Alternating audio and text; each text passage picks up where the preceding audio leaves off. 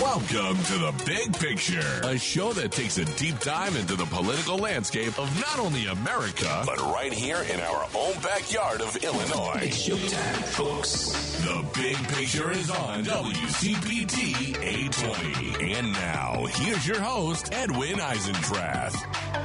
Hello, everybody. Saturday. Hey, I want to say that it is a beautiful day here in Chicago.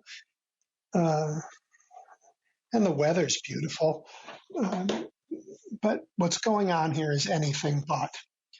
Operation Midway Blitz, a name that conjures Chicago Bears football, is the Trump administration's cynical branding of what can only be described as an escalating, government violence by ICE and other federal agents in Chicago.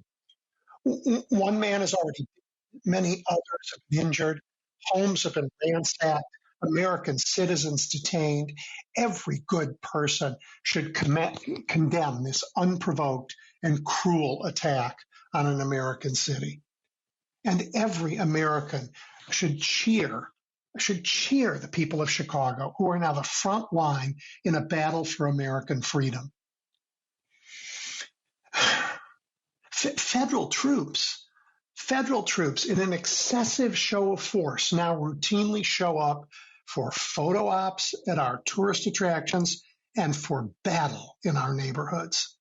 They come in armored vehicles and boats with drones, Black Hawk and conventional helicopters, tactical body armor, pepper spray, tear gas, rubber bullets, snipers and Overwatch teams, flashbang grenades, as well as conventional sidearms and rifles. They come prepared for war. This morning, the scholar Ruth Ben-Ghat wrote that she, and you know her, she's been a guest on this show a bunch. She wrote that the Trump administration is engaged in a counterinsurgency operation where Americans themselves are treated as the enemy. She says it reminds her of Pinochet's Chile in the 1970s. I live here, and I fully agree. A couple nights ago, September 29, 30, that morning, using military helicopters, tactical gear, ICE and FBI agents stormed an apartment building. They stormed an apartment building. They kicked down all the doors, and they took people. Here's what the Chicago Sun-Times said, and I'm going to read it. Armed federal agents in military fatigues busted down the doors overnight, pulling men, women, and children from their apartments, some of them naked. Residents and witnesses said agents approached and entered nearly every apartment in the 5-story building, and U.S. citizens were among those detained for hours. Seriously? This is not freedom. Yesterday, ICE handcuffed a Chicago alderman and forcibly removed her from a hospital where she went to check on a man who was injured during an ICE action. And, because Chicagoans are paying attention, it was caught on video. Here's what Block Club Chicago had to say. Again, I'm going to read. A video of the Friday afternoon incident shows Fuentes, that's the alderman, at the hospital asking federal agents if they had a signed warrant and telling the agents a man who they had detained has constitutional rights. Fuentes is not seen touching the agents, one of whom tells her he will arrest her if she doesn't leave. Fuentes again asks the agents if they have a warrant, and one of the agents grabs Fuentes, spins her around, handcuffs her. This is not freedom. Yesterday, ICE agents tear gassed a neighborhood street. They threw tear gas canisters out car windows as they drove by. A couple was walking with their 2-year-old home from preschool, when they were overcome by the gas. This is not freedom in America. How dare those Republicans say anything about freedom when they attack an American city? Meanwhile, we have increasing evidence that ICE is trying to create photo ops to support 2 different dishonest narratives. One, that Chicago has been subdued, fat chance. And 2, that beleaguered law enforcement are fighting off an insurrection. BS. For the real thing, go look at Google January 6th. Peaceful resistance met by increasingly unpeaceful federal agents. Last week, ICE patrolled the swankiest part of the Chicago River. For those unfamiliar with geography, the Chicago River is not the Rio Grande. No immigrants cross it to get into America. I mean, maybe a Russian oligarch on the run has a yacht that could cruise for part of the river, but you know what? Most immigrants don't. The river is not on the route map of migration or of dangerous gangs. On St. Patrick's Day, we dye it green. It flows in front of Trump Tower. It's a great spot for photo ops. There they were, in their fatigues, strutting around as if they own the city, as if they've subdued the city. Yesterday, Homeland Security Secretary Kristi Noem, she showed up, to look fashionably tough for folks on X and to complain that the bad people of Chicago, well, at least Broadview, which is a neighboring town, wouldn't let her use a bathroom. Oh, poor thing. Even the Chicago Tribune, which is a conservative paper, reports, and here I'm going to read again, federal agents confronted hundreds of protesters on the fourth straight week outside the Broadview U.S. Immigration and Customs Processing Center. By the way, it's a processing center, but they're using it as a prison. An exchange that at times had the look of a publicity stunt as masked men in military fatigues hung from the sides of an armored truck and waved to a jeering crowd. Disgusting. This massive deployment of government force is many things. But you know what? It is emphatically not about immigration, not about gangs, not about violent crime. It is entirely about intimidation and subjugation. Look, in 2024, the last year of Joe Biden's administration, ICE deported 271,484 people. That's more than 250,000 deportations, all without the federal invasion of American cities, all without the social media crowd baiting that they're doing. The ugly truth is that Donald Trump's go-to as our president is coercion. Coercion. He said he would destroy higher education unless universities came and gave up their independence, and many did. He promised to withhold needed approvals from media companies unless they caved and put government censors in their newsrooms. CBS did. He strong-armed U.S. Steel and Intel, two major American companies, to give him equity in their businesses. Now he wants to coerce this great city, this most American city. He wants to force us to change our character and to bow down. He sent his troops, armed as our soldiers were for urban warfare in Fallujah. They're breaking into apartment buildings. They're tear gassing neighborhood streets. One person is dead. Others have been hospitalized. This is not freedom in America.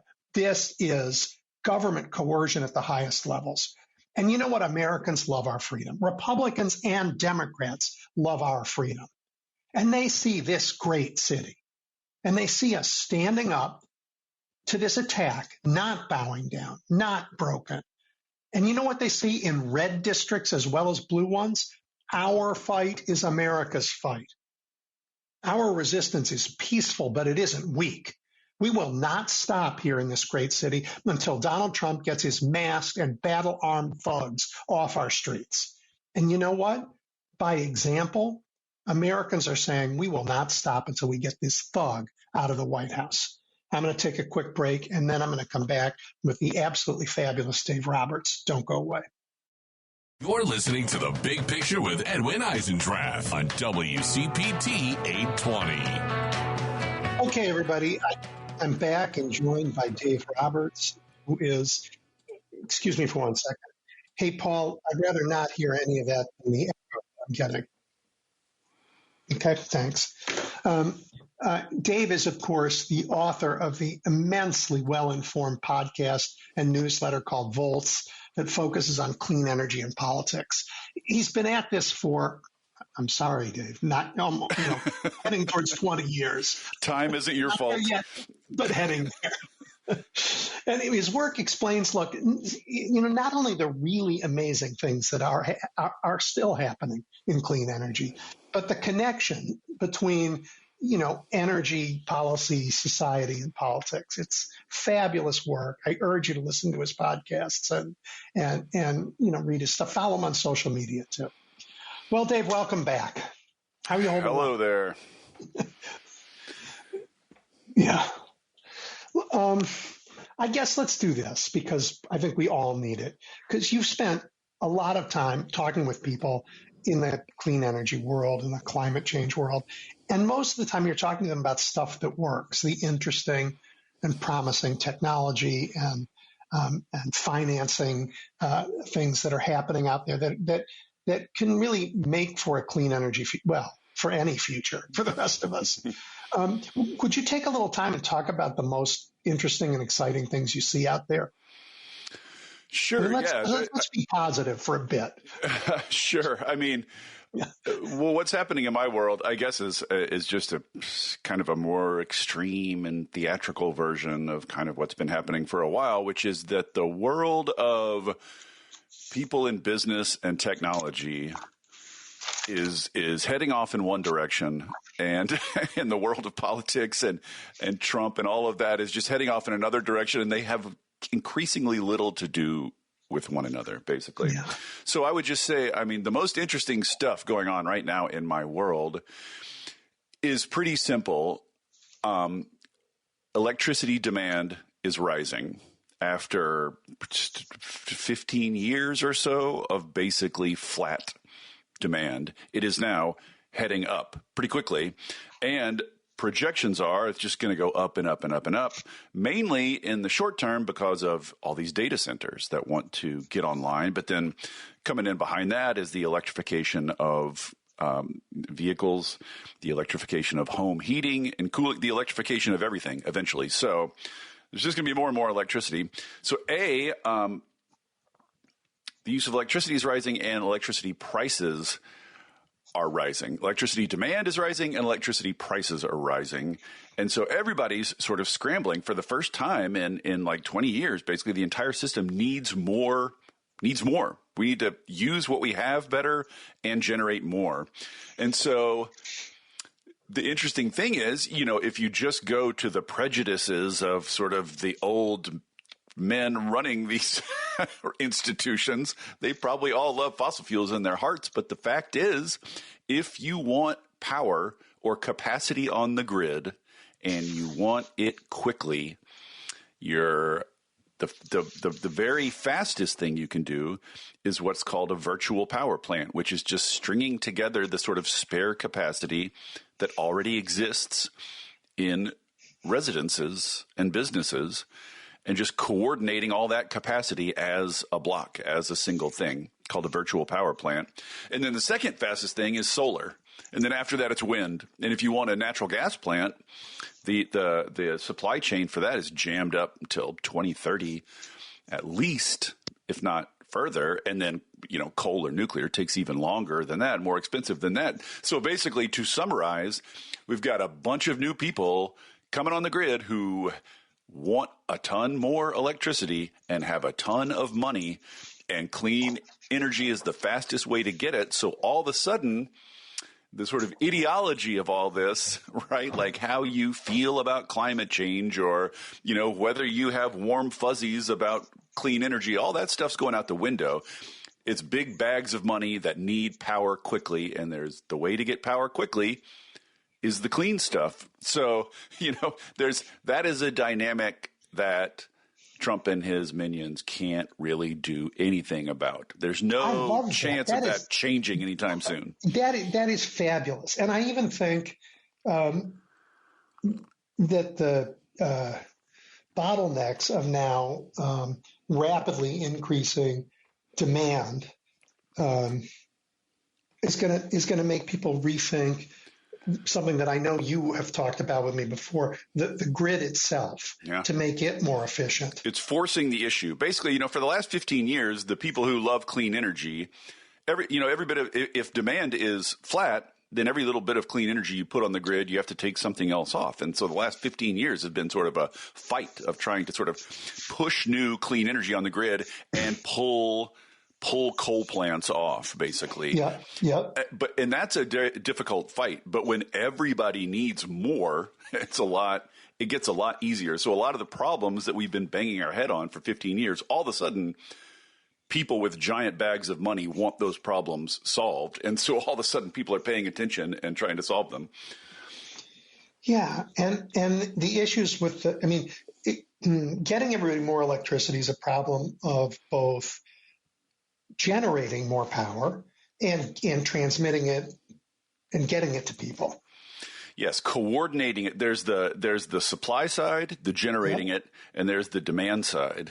And what people have been saying in my world for years and years is there's so much room on the demand side. There's so much to be done. There's so much more we could do on the demand side than we're doing. So, for instance, we have a giant. We have the U.S. electrical grid is running at about a 40% capacity utilization. That means about 60% of the time the grid we've built is sitting idle because, as anyone who follows electrical grids know, you basically are building the grid to supply the peak of demand, right? You have to build a grid that can supply the most demand you ever anticipate getting. Right.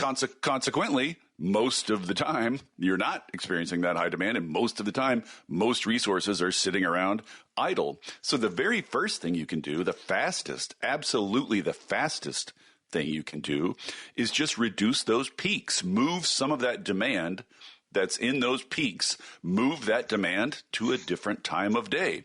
Bada bing, bada boom, you've got a smaller peak, and then you can utilize the rest of your system more fully without building anything new. So a huge push right now is just more effectively and efficiently utilizing the grid we've already built. And that is mostly on the demand side, moving demand around.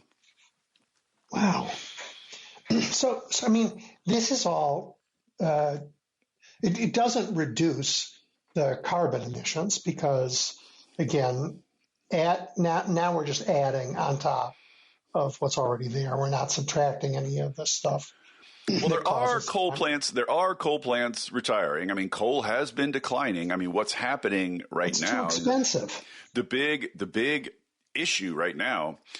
So these hyperscalers, these data centers showing up and wanting more demand. This is sort of everybody involved in the electricity industry views this as like, this is my opportunity, including the coal people. And this is why the sort of Trumpies are making a big push for coal right now. Like, we can't retire any more coal plants when we need power so badly. So they're trying to use this as an opportunity to keep coal plants open. But the problem is utilities know already, the cat's out of the bag. Utilities already know that building a new solar plant is cheaper than running an existing coal plant. Like, the economics are what they are. So that's just like putting your paddles on a corpse and trying to shock it to life. So it's not going to work. A couple of coal plants might be kept open a little longer than they otherwise would have, but they are being taken off the grid. But the larger question you're addressing, this is something that a lot of people have come along lately and tried to say the energy transition is not actually happening. What we're having is merely an energy addition, right? We're still burning just as much coal, still burning just as much natural gas, oil. We're just adding a bunch of clean energy on top. And that is nonsense. It's a nonsense. It's just a nonsense. I mean, if you start adding clean stuff, you have to go through addition before you get to substitution. That's just math. You can't skip straight to substitution. First, you have to eat up the new demand. And that's what's happening now, not just here, but around the world. Clean energy is supplying all the new demand, or almost all the new demand, almost everywhere. And ask anybody in the business world, is there a difference between a giant global fossil fuel industry that is growing and projected to grow for decades to come versus a giant global fossil fuel industry that has plateaued. And everyone knows it's plateaued, and there's no chance of it going back up. The only question is how long the plateau is before they start declining.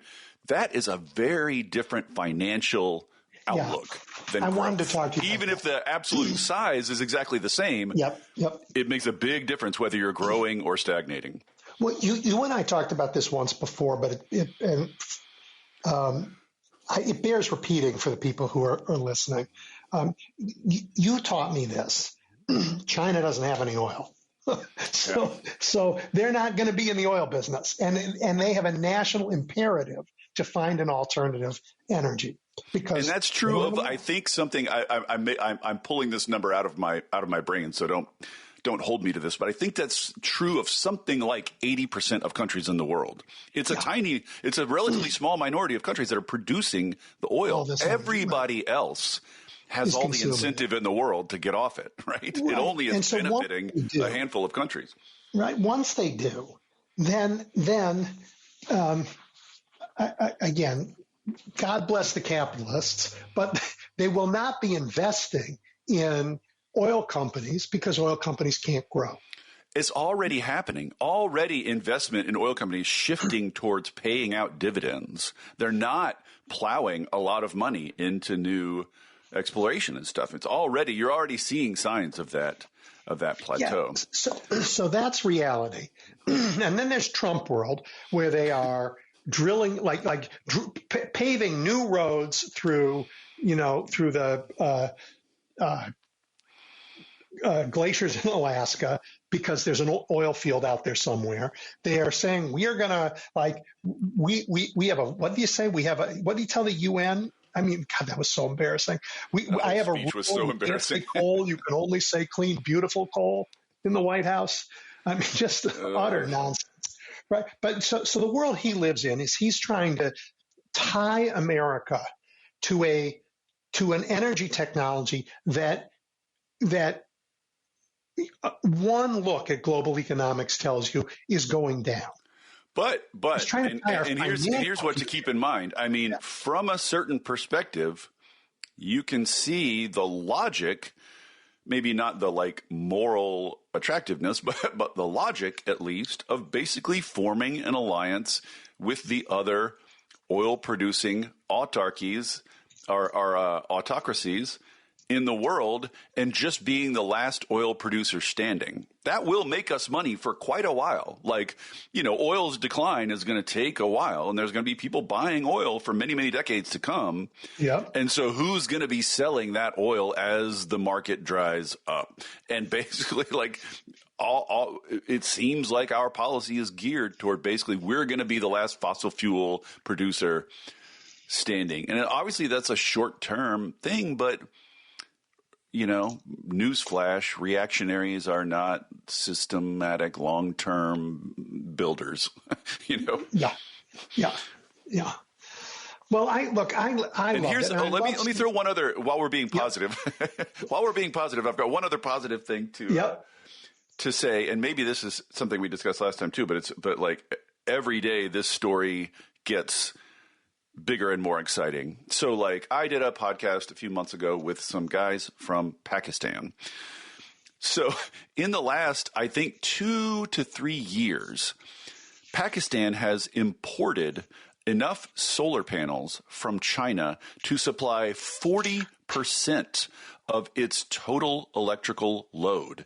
And that's in 2 years. Yeah, and this, no one did this on purpose, including the government of Pakistan or the government of China. It's just, they're the cheap panels. We need power. We bought them. This is a 100% bottom-up, spontaneous spreading of clean energy in Pakistan. And that same thing is happening in, Vietnam, Poland, Uruguay, all these sort of the conventional wisdom has been China is electrifying, but that's just a China story. The other developing countries, your Vietnams and all those, they're going to have to go through the same thing China went through, which is a coal-led development process. But it's beginning to really look like they're going to leapfrog, like people have been talking about for decades. It really is beginning to look like they're going to skip straight to clean energy. And there's nothing in the way of that. Like panels are just getting cheaper. Batteries are just getting cheaper. China has massive manufacturing overcapacity at the moment. So it's producing like way more than the market really needs. So there's just tons of excess cheap solar panels flying around, and the developing countries are hoovering them up. So, and that is, again, to emphasize, 100% bottom up, spontaneous, democratic, not led by governments, not led by any powerful people with money. That is smallholders improving their own lot the way they know how. And then you're going to start to see something that we've been, people in my world have been thinking and talking and wondering about for ages, which is, what does it look like for a clean grid to grow from the bottom up? You start with sort of individual solar panel and battery systems. They connect to one another. Then you have a village microgrid. Then the village microgrid connects to the other village microgrid. Do you know what I mean? Like, what does it look like for a grid to grow from the ground up? And we're actually going to get to see it. And it's happening. And like everything else in this world, happening way faster than anyone anticipated. Yeah. I mean, I have so many thoughts about that. One of them is that this is a cautionary tale for young people on the left who hate capitalism. Right? Because it turns out that the market is an enormously powerful force. And in this case is what is going to push clean energy faster than almost any policy decisions the government makes, almost. Yes, people want what's best for themselves, right? That's all you need. And cheapest. That's the only motive force you need behind all this. And that will do the rest. Yeah. Wow. All right. Well, there was a time, fleeting, when the United States, after the Inflation Reduction Act, was actually leading this change in the world. Because we did that, because we created so many incentives. I'm not sure I would go that far. What the IRA was, represented us desperately trying to catch up, not us leading. It's us trying to catch up with China. But I thought you told me at the time that because we were doing that as big as we were, there were changes you saw in Australia that were related to that. That it was catalyzing change everywhere. At any rate, it doesn't matter because it isn't happening anymore. But that change that it catalyzed is happening. I mean, make no mistake, no other country is looking at this saying, "Oh, maybe we should do that." You know what I mean? Like, this is not an ambiguous situation. Everybody knows this is frickin' stupid what we're doing. I would even venture to say that most of the people in the government know it's stupid. It's just Trump. It's just Trump. So, nobody's going to follow us down this path. All we're doing is surrendering opportunities for leadership. We're just surrendering a place in this race. We're just, one of the things I was trying to do was say sort of like China's lead on solar panels and EVs. Solar panels is it's so distant at this point. We need to create our own manufacturing for solar panels, for EVs, and we need to start focusing on technologies where China has not yet dominated, and maybe get our beaks wet, get in there, pioneer something of our own. So we were looking at different battery chemistries and, heavy industry stuff to help heavy industry. We were plowing money into that stuff, a space in this energy transition that we could have owned and nominated, a place in that ecosystem, in that international business ecosystem for us. We're not doing that now. And what's hilarious is that so many people, the U.S. information ecosystem, not to return to my familiar theme, the U.S. information ecosystem is so broken and dysfunctional that so many people didn't even know any of this was happening. And so what you see now with Trump sort of doing his theatrical destruction of all this is a lot of people sort of tuning in for the first time and wandering in and sort of saying, you know, what we need to do is really think about how can we pull some manufacturing back into our country? How can we start innovating on these clean technologies? I was like, hello, everyone. Welcome. We were doing that. We had a bill for that. Yeah. We were doing that, and then it just got blown up. Thanks for joining the party. But like everything that everyone is saying now that we should do, I'm like, that's what Ira was doing. Like we had this discussion. You weren't paying attention, but we had this discussion and we figured out the answer and we did it. And you didn't pay attention and you didn't defend it. And now it's blown up. And now we just have to sort of piece it back together again. And we're all just that much further behind. Or just watch the rest of the world do it without us. I mean, that's what Trump wants us to do, clearly. So I just want to know, did you catch that speech at the UN? I am physically incapable of watching that man talk for more than a few seconds at a time. It's a flaw. I have some sort of affective.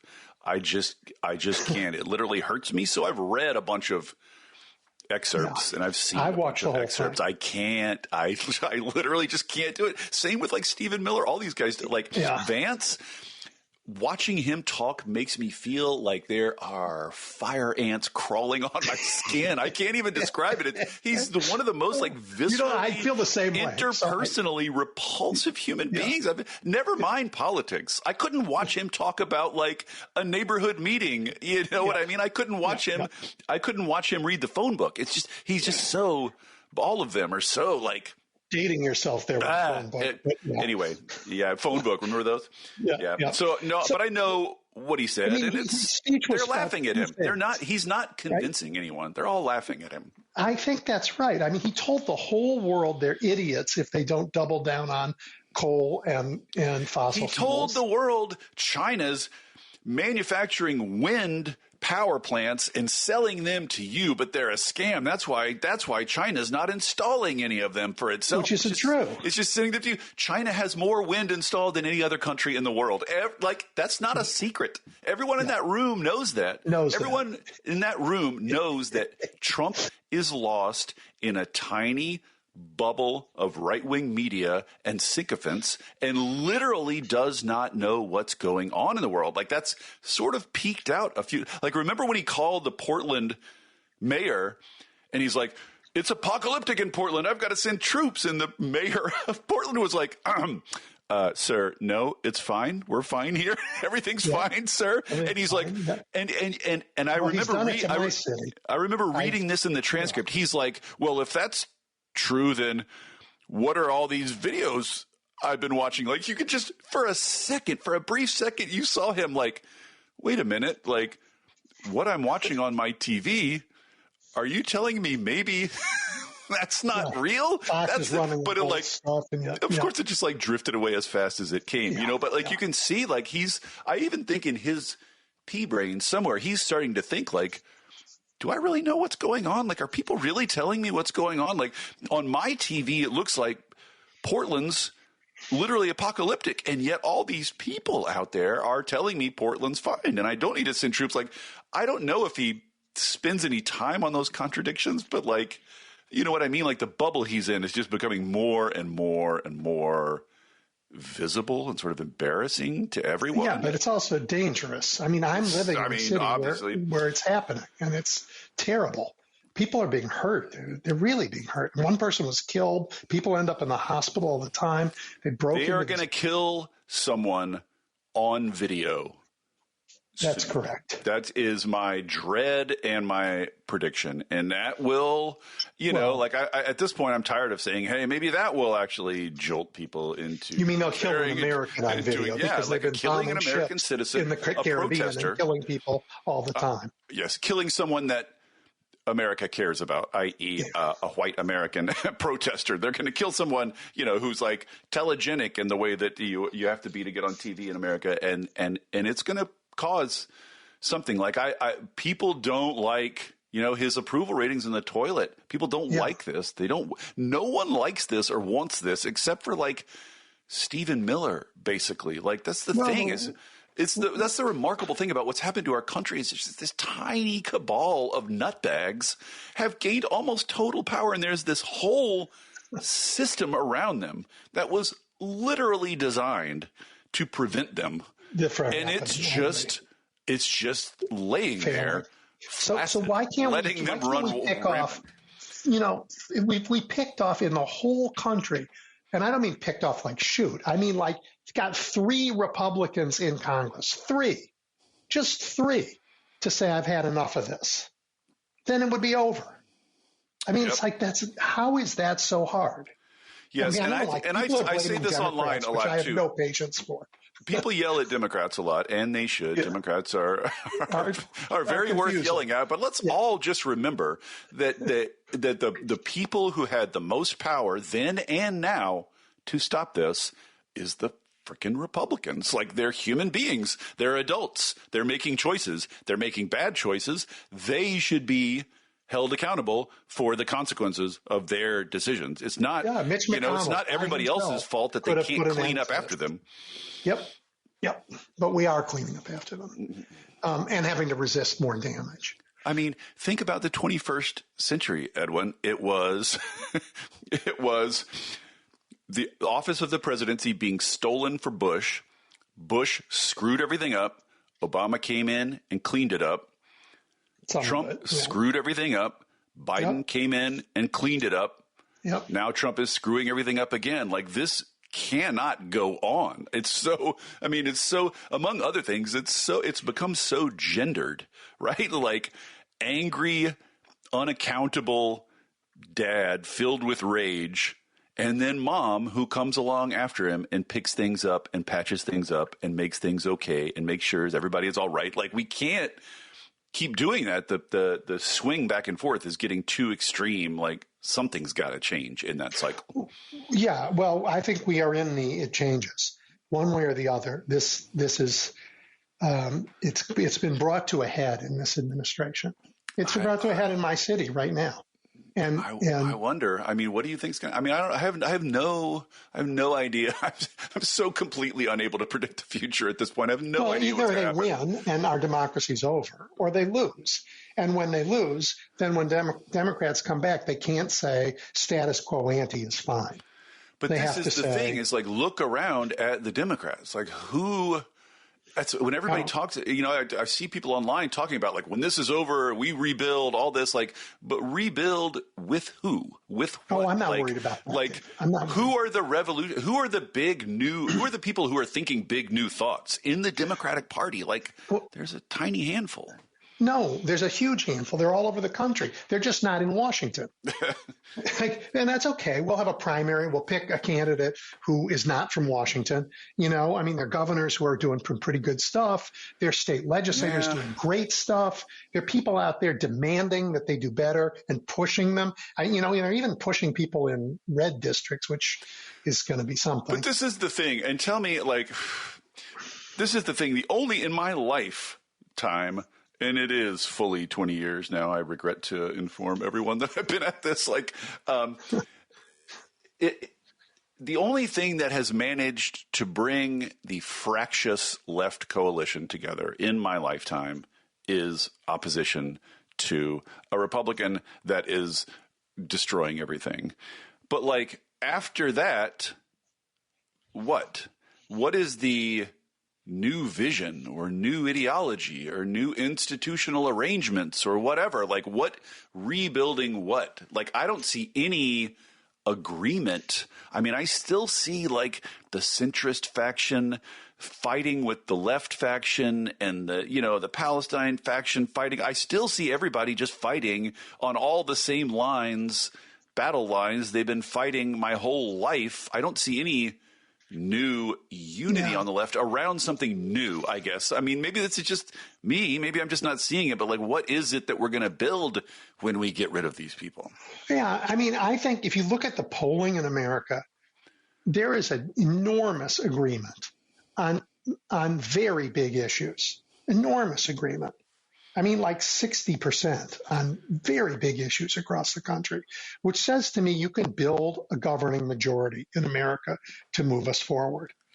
And what does that look like? Well, it looks like you take steps so that the economy doesn't just work for the richest people, right? You get rid of the tax giveaways to the richest Americans, and you say this gap between the oligarchic class and the rest of Americans is not sustainable in a society, and certainly not in a democratic society. I guess I agree with all that, but between us and that, like right now, what they've done is rig the game horribly, rig the game to the point. I mean, this is why they're running that's things why we have to now. get rid of Citizens United. They've been a minority for a while now. They haven't won. They've been a minority for a while now. So they only win because of all these distortions in our government. The Senate, the Electoral College, all that, Citizens United, all the money, all the power of the oligarchs, et cetera, et cetera, et cetera. So for us to do those substantive things we want to do, we need to gain power, and to gain power, we have to change those procedural things, right? Like we're operating with one hand tied behind our back now, but then we came Joe Manchin and Kristen Sinema close last time to change those very things. How close is that? Do you really think we're going to take the Senate in 2026? Like to take the Senate in 2026, we would have to win basically like 5 races that are like are like the Manchin race, like with 5 races in hostile places. I don't think we win the Senate. I think we come close. I don't think we win the Senate this time. I think we win the House, and that is going to change the dynamics enormously. Maybe. Because you and me and everybody else who isn't in Congress is going to be all over those members of Congress to have the spine to say, I'm sorry, this is something we are not funding. We can. Let me give you an example, just something for everybody to be mad about, because I know people need more things to be mad about. So here's one thing you would do if you genuinely thought today's Republicans are enemies of the United States. They are destroying this country.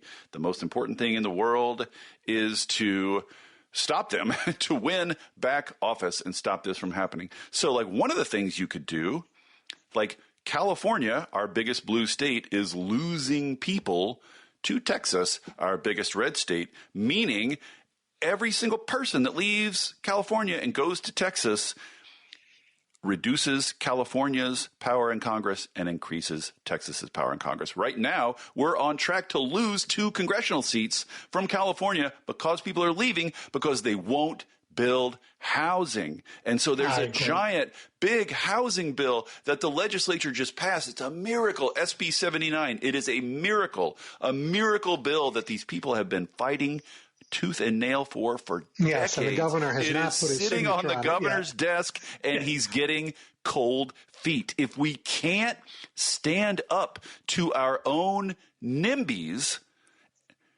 how are we going to build a brand new? How are we going to defeat the Death Star and build a brand new? And I hope Californians like if we can't do that, and that's the same every blue city across the country. Every one of them ought to be like the one thing we know, one law of political science that is a regularity that we see over and over again is that density produces Democrats. It is almost mechanical. The more dense an area is, the more blue it is. That is like linear, and it holds everywhere, even at the city level, at the macro level, at the micro level, which means every Democrat in the country has a tool at hand to produce more Democrats. Densify, build more housing. And are they doing it? Are they doing it in blue cities? Are they doing it in blue states? So how committed are we really? It's easy to say, yeah, let's fight in the streets, let's fight the tyrants. But what if we have to say no to a Democratic constituency to do something? You know what I mean? Like, what if we actually have to prioritize things and tell some people no and have some of these internal fights? Can we do that? Like, you know what I mean? My life experience tells me we can. At one point in my life, when Clinton was president, I was running a HUD in the middle of the country, and the Chicago Public Housing Authority failed, and we took it over. I mean, it was an amazing thing. Reagan had tried to do it and couldn't do it. We did it, and I got people to support it, and we fixed an enormous problem there. But in Springfield, Illinois, same thing. Their housing authority was violating civil rights laws, and they had a mayor that was very popular, and he was not about to push the housing authority to invite the civil rights laws. And they had a congressman at the time who later became my senator, Dick Durbin. And I remember I called Dick Durbin and said, Congressman, you have a housing authority in your city. They're violating civil rights laws. And I have tried to get their board to do the right thing. And I have the authority to step in and take over the running of that in order to enforce civil rights laws in Springfield, Illinois. And Dick said, go ahead. And we did it. And it was not popular. And now it, of course, over time became very popular. Well, here's a test. Then we have right now some very young, charismatic, pro-urbanist, pro-housing leaders running for mayoral slots or in mayoral slots right now. You got Mamdani, big urbanist, big housing guy in New York.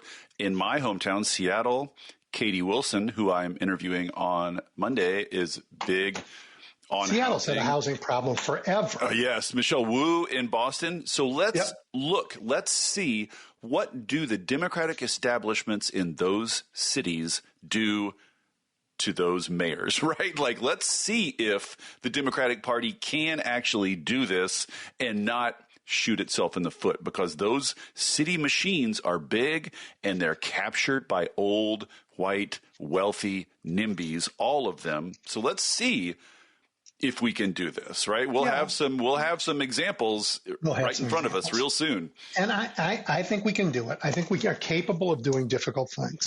If we're not capable of doing difficult things, we shouldn't be in charge of the government. I mean, absolutely. What everybody should be thinking about right now is like the federal government is like a loss to us. Everybody should be thinking, how do we get it done? If you want to show America, right? If you want to demonstrate to America, here's a different way. Here's what we would do. Yep. Do it. Then do it. In blue cities and blue states. Do it aggressively now. Like, whatever your reservations or your fears, like, now is the time for heroism.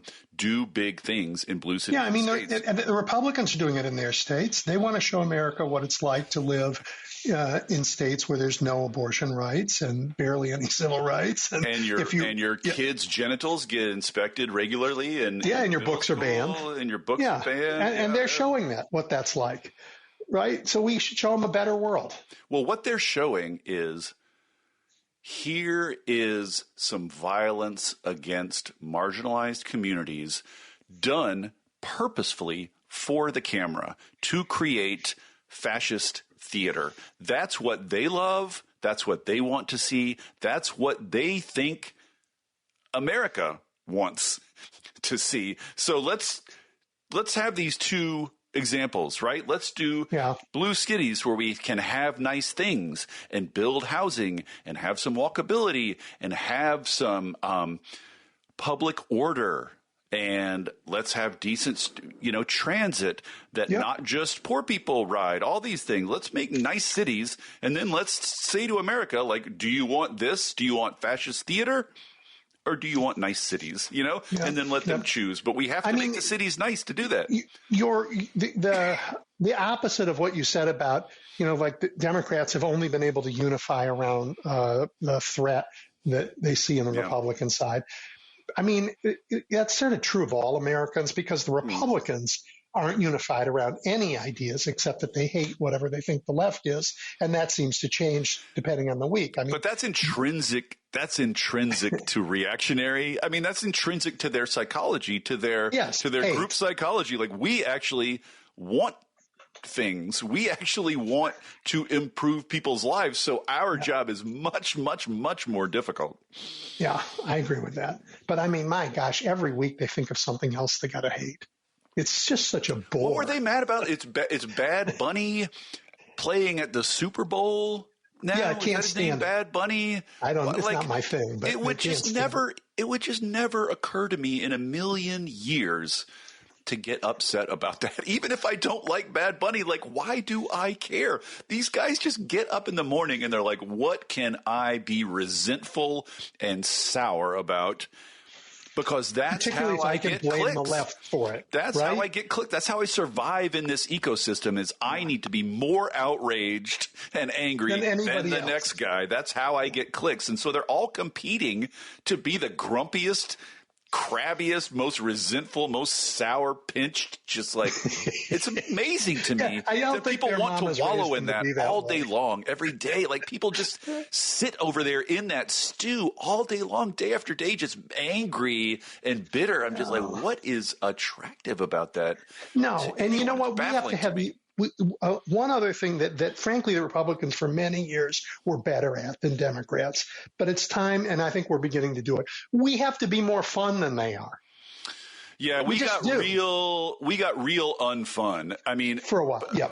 I will say part of it was we got unfun. Part of it was there's a giant media machine built to characterize us in the least flattering conceivable way, and that media machine has eaten all the rest of media, so that's all there is left. So, like, you know, how much of it is real and how much of it is caricature that they've drawn, we can argue about. But it's certainly the impression of the Democratic Party in the last 5 years or so is they're scolds, they're lecturing you, they want you to use just the right language and say just the right things. And, yeah, we need to bust that up. I love Mom Donnie. Like, watch Mom Donnie.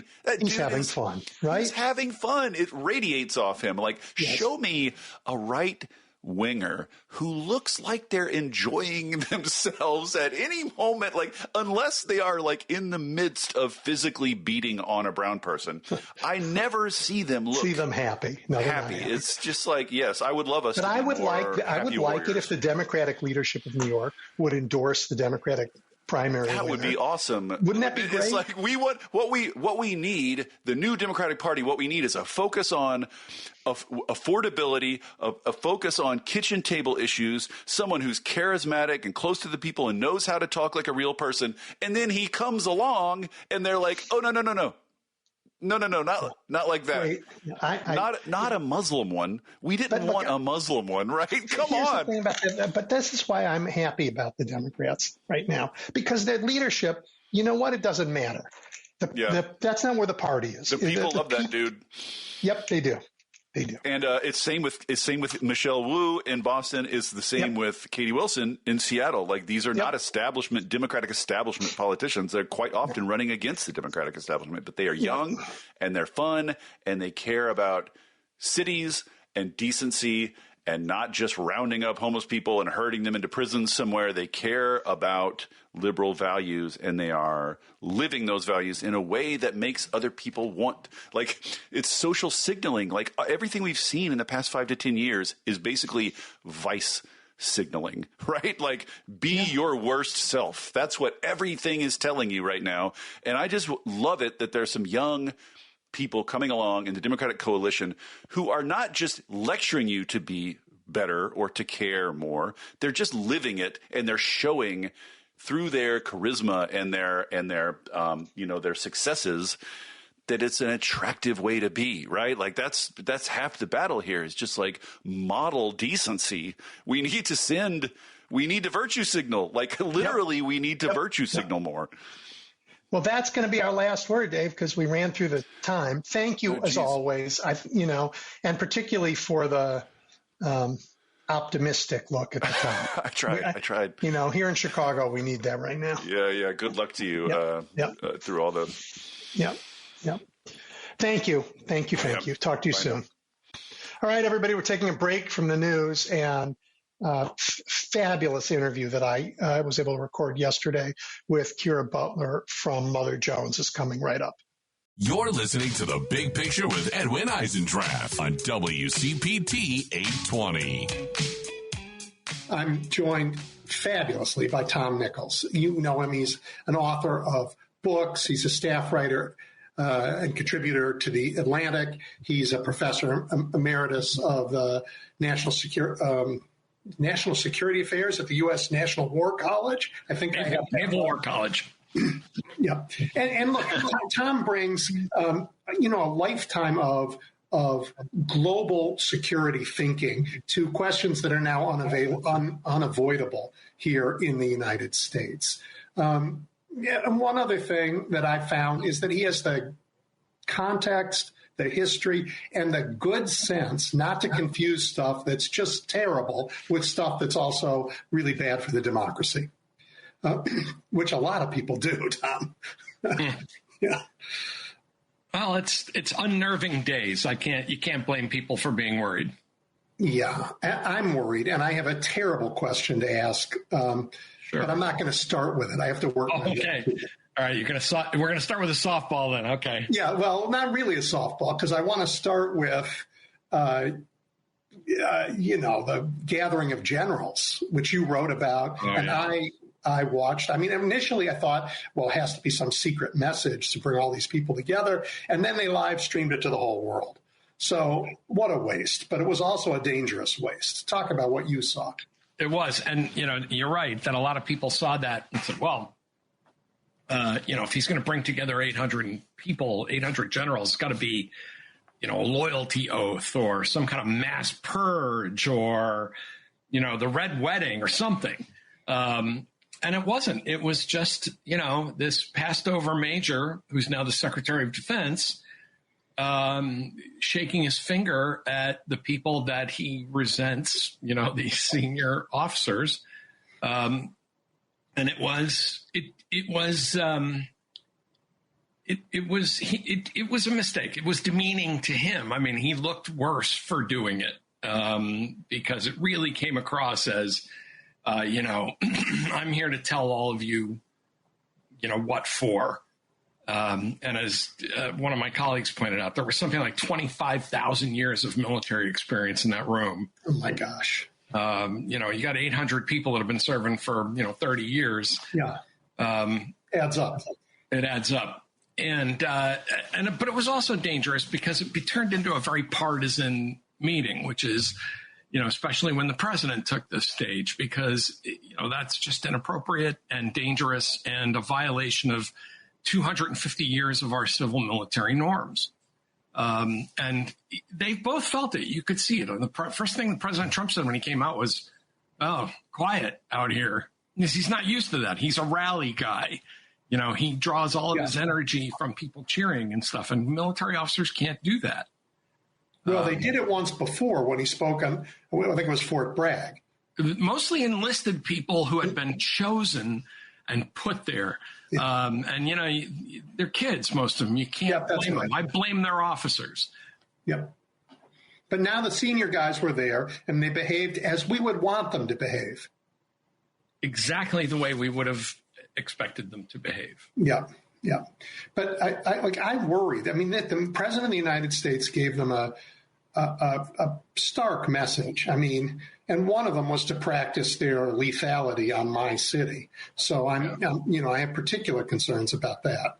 On our fellow American citizens. Right. And so we have that going on. And now I learned yesterday or today that he's informed Congress that we are actually in armed combat with, drug cartels that he didn't name. And I know some of this is to give him, legal cover for blowing up ships in the Caribbean, but he's claiming that he could declare war on whoever he wants, whenever he wants, that he gets to do it alone, that there are no legal checks and balances. And by the way, he doesn't have to define who the enemy is. And that comes on the heels of his telling the generals, by the way, I want you to practice in our cities. I am worried about that, Tom. Well, you should be. First of all, it's not going to work as legal cover. The president can't just say, okay, those guys over there, unlawful combatants, they're at war with us. As military lawyers have already been pointing out to him, I think, they're not in actual hostilities with us. Selling drugs is not the same thing, or trafficking drugs, not the same thing as being in armed hostilities with the United States of America. Yeah. Al-Qaeda, literally, if people are wondering, well, how did, Bush or Obama or, Clinton or, Biden do it? Al-Qaeda literally declared war on us, committed violence against us. Their leader insisted on more violence against us, and we had these presidents had an authorization from Congress, which, kind of wheat beer in itself, I suppose. It's not a declaration of war, but it's something from the Article 1 power of the Constitution to say, yes, you can use force in this circumstance. Yeah. Trump simply wants to say, I want to blow stuff up. And I don't think he really cares that much about drugs or Venezuelans or Maduro. I think it's all a distraction. I think it's him wanting lots of footage of exploding boats so that he doesn't have to talk about Epstein, so that he doesn't have to talk about inflation, that he doesn't have to talk about tariffs, doesn't have to talk about his dismal approval ratings, and it's not going to work. But I'll just add one more thing about the attempt at legal cover here. He said, well, I've been doing this because these boats we're at war, armed hostilities, etc. Normally you'd have to come up with that before you destroy 4 boats. You don't. And the people on them. You don't destroy boats and kill everybody on them and say, oh, yeah, all right, let me think about we were at war. Yeah, I forgot to tell you. Let me think about why I did that. Yeah. That's not how. That's like the police, kicking your door in and arresting you and saying, well, we're sure something. We'll figure it out later. After you're booked or whatever it is. But Tom, that's exactly what's happening. And again, in my city in Chicago, this week, at 1 a.m, ICE and FBI together broke down the doors in an apartment building, went in, arrested everybody, zip-tied them, separated the children from the parents, American citizens as well as immigrants, trashed the place. When people finally could go back, the ones who could go back, it was a mess. The ones who were detained, we were told, as we are always told, they were dangerous Tren de Agua members, which, no, right? No evidence of that here, no. So when you say, look, it's like the police kicking you down your door and finding something afterwards, I put this together, this militarized attack on us. I mean, they did this they had Black Hawk helicopters, Tom. They had military vehicles in the streets. They were in full camo gear, and it was 1 a.m, and they burst into a sleeping apartment building where there was, and did this thing. And I think about that, and I think about his message to the generals and I can declare war on anybody I want, and all of this escalates in a way that's terrifying. And one more thing about Chicago. In the Broadview ICE facility, Tom, there's peaceful protests, but every now and again, ICE sets off, smoke grenades and everything else so that the photos that get taken, like you take a photo and it looks like a peaceful demonstration. Then you take a photo after they fire all this stuff off and it looks like a war zone. Yeah. I think they want to set this out there, and it's terrifying. And, there's at least compared to the attack on these boats on the high seas, there's this tiny shred of legality that ICE can say, well, we had tips that there are illegal immigrants and we're going to search them. Yeah. But also basically deciding that you can search an entire building is one of the things that we fought with the British about. Right? That, it's a general warrant, right? That you can just say everybody in this area is under suspicion. Right. That's part of what we wrote into our Constitution that you're not supposed to do, and part of what we, broke with the British about. Yes. And it's all over the Bill of Rights. You can find it in a bunch of different places. But you can also see what they're trying to do. They're trying to say to illegal immigrants, don't come here, because we will terrorize you. And they're saying to people who would support them or live near them even, don't support them. And if you're not supporting them, turn them in. Because we're basically we're going to act like a police state about this. I'm an immigration hawk. I have no particular sympathy for people who have come to the United States, broken our laws, but having masked men acting like, Russian secret police thugs is not the right answer to this problem. And, the other thing that raid in Chicago, and I think a lot of this activity ever since Trump came in, is a reminder of is the terrible mistake we made after 9/11 of militarizing law enforcement. I agree with that entirely. You know, cops, my dad was a cop for a while. My brother was a cop for most of his life. God rest both their souls. You know, cops do not need to be armed as if they're going into Fallujah. They don't need, you know, assault vehicles. And I mean, unless you're a SWAT team and you're trying to take down a gang house or something. Yeah. But, you know, it's not just only that they don't need them. They are counterproductive because police work best when there's trust between them and the community. And this just breaks that trust. Well, and it also encourages the cops to say, we don't have to do things the smart way. We have enough muscle and firepower to just, you know, just blast the door down and roust everybody. And it's bad for the cops. It's bad for the community, but it's a mistake that goes back. I mean, you can see, you know, in a way, even though we defeated AQ and bin Laden, they did get some of their revenge on us. We militarized our police. We have a domestic kind of war footing all the time. Let me say something nice about the Trump administration. Finally, you can stop taking your shoes off at the airport. Right. Simply because one guy tried to do it 20 years ago. Yeah. But we really kind of, I mean, we're less free. Yeah. I mean, I was against creating the Department of Homeland Security, you know, and all of the stuff that came from that. But here we are. Unfortunately. Sorry about that. I know mine just rang too. Don't people know we're talking to? Yeah, go away. That's exactly right. Go away. That, you know, some of this is not unique to Trump. Some of this began 25 years ago when we should have known better. But like in 2024, Biden's last year, the United States deported more than 250,000 people for immigration violations. Mm-hmm. And they did it without Black Hawk helicopters, and folks in cages, right? They didn't have to take I don't even know. Are there 400 or 1,300 former detainees in Florida who've just disappeared? Right? Well, all of this is background for me to ask you the absolutely terrifying question that I think I know the answer to, but I'm not sure. And that's this. Is there a scenario at all where you can see a Tiananmen Square episode in the United States? No. I should say it's not impossible. Nothing is impossible.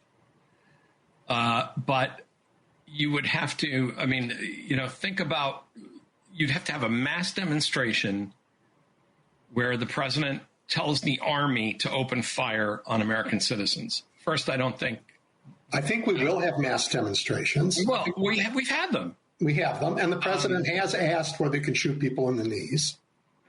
He has, but I think that they're, you know, I don't think you're going to see tanks. You know, there are military commanders who are just going to say, "Wait a minute," you know, there are. That's my hope. When I saw the brass sit silently through that speech, it was my hope that what was going through their heads is someday I'm going to have to say no to a direct order from this madman. That's what I was hoping was going through their heads. But an illegal order. I mean, you know, someday I may have to say that this, you know, this person, these two people on the stage do not seem to understand a lot of things, including what would constitute a legal order. Well, they don't want to be firing the lawyers. There's a reason they fired the lawyers. And I think that was, you know, a canary in the coal mine moment that kind of, because people don't really focus on that. You say, the president fired some military lawyers, and you got to go, I think most people in America go, I don't know what that really means. Well, that's what it means. It means that there's nobody there saying this is illegal. Or just like blowing up the boats is, you know, there's nobody there to say, you know, you can't really do that. That's why I asked my question, because it's all test cases moving the line. And I see the bomb convention in Chicago and now the National Guard joining them. I worry that they are, and I see what's going on in the Broadview facility here where there is no riot. There are peaceful demonstrators, but the flashbangs and the smoke make it look more dangerous than it is. And it's meant to. It's meant to give Trump a pretext. This is why I was telling people when he sent troops to LA, I said, don't screw with the National Guard. Don't taunt the soldiers. They don't want to be there. So making their lives miserable is just giving Trump a pretext to use more force. No, I agree. We should say to them, like, why are you here instead of with your family and at your job back home in Texas? You know, or the better way to say it is, I understand why you're here. I'm sure you wish you were at home with your family in Texas. Yes.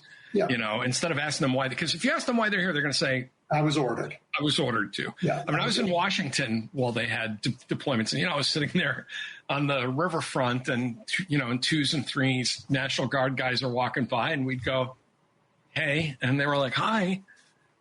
Okay. Because I think then they walked down and went, well, I don't know why we're here either. Because they were not deployed to high crime areas. They were deployed to Georgetown.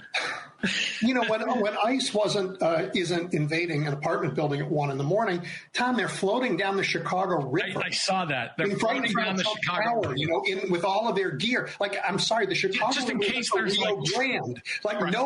No immigrants are crossing the Chicago River. Or just in case there are Tren de Agua frogmen. Yeah. Kind of swimming up the Chicago River. Yeah. But the scary thing, Ed, is to go back to your original question is, the first time around during the George Floyd riots, there were, there's Mark Milley, Mark Esper, before that, Jim Mattis. There were a lot of people who would say, Mr. President, it's a bad idea. And you don't want to do this. And you don't want to give that order because you don't know where that's going to go. There's nobody. I mean, is it going to be Dan Kane? Is it going to be the Secretary of the Army? Is it going to be the head of Stratcom? I mean, who is it in this administration who's going to say, wait a minute, this is a very bad idea? And unfortunately, he learned from that first term. Don't have anybody with you who's going to say no to you. Well, that's why this is the first administration. I thought about this the last couple of weeks ago. I was walking my dog early in the morning. It was beautiful. I was happy. And then I had this thought, oh, my God, this is the first time in my life where there is not a single person in the leading our government in any position that I admire. Not one. Yeah. And I've never had that experience. And it seems like quaint and the good old days only 8 months ago that we were saying, well, Marco Rubio's a sensible guy. Nothing. He is the guy that's hot to go to war with Venezuela.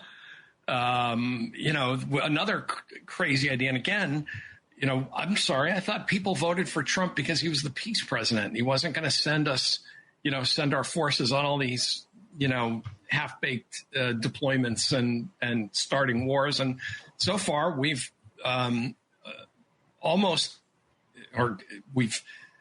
used military force and engaged in acts of war, at least against Iran and potentially against Venezuela.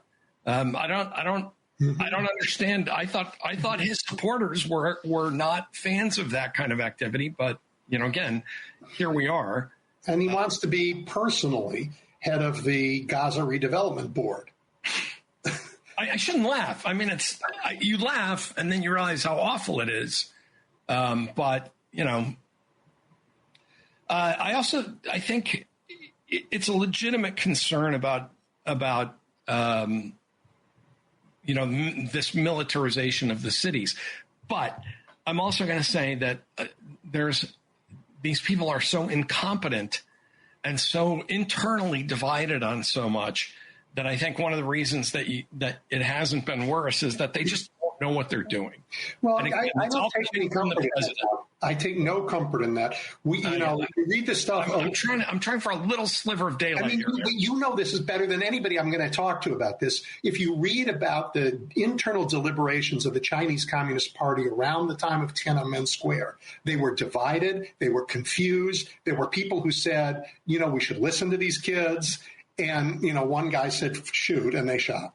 So, in those deliberations, you also had some of the older guys saying this is counter-revolutionary. They're going to overthrow our revolution and the Chinese regime, and they have to be stopped. When Trump talked about this during the George Floyd stuff, he just didn't like it. just, that these people are protesting, shoot them in the legs. And I think that's that goes over differently because it is not an existential. The Chinese government, and God knows I'm not defending what the Chinese government did, but the kind of people you're talking about had at least convinced themselves that this is an existential threat to the regime.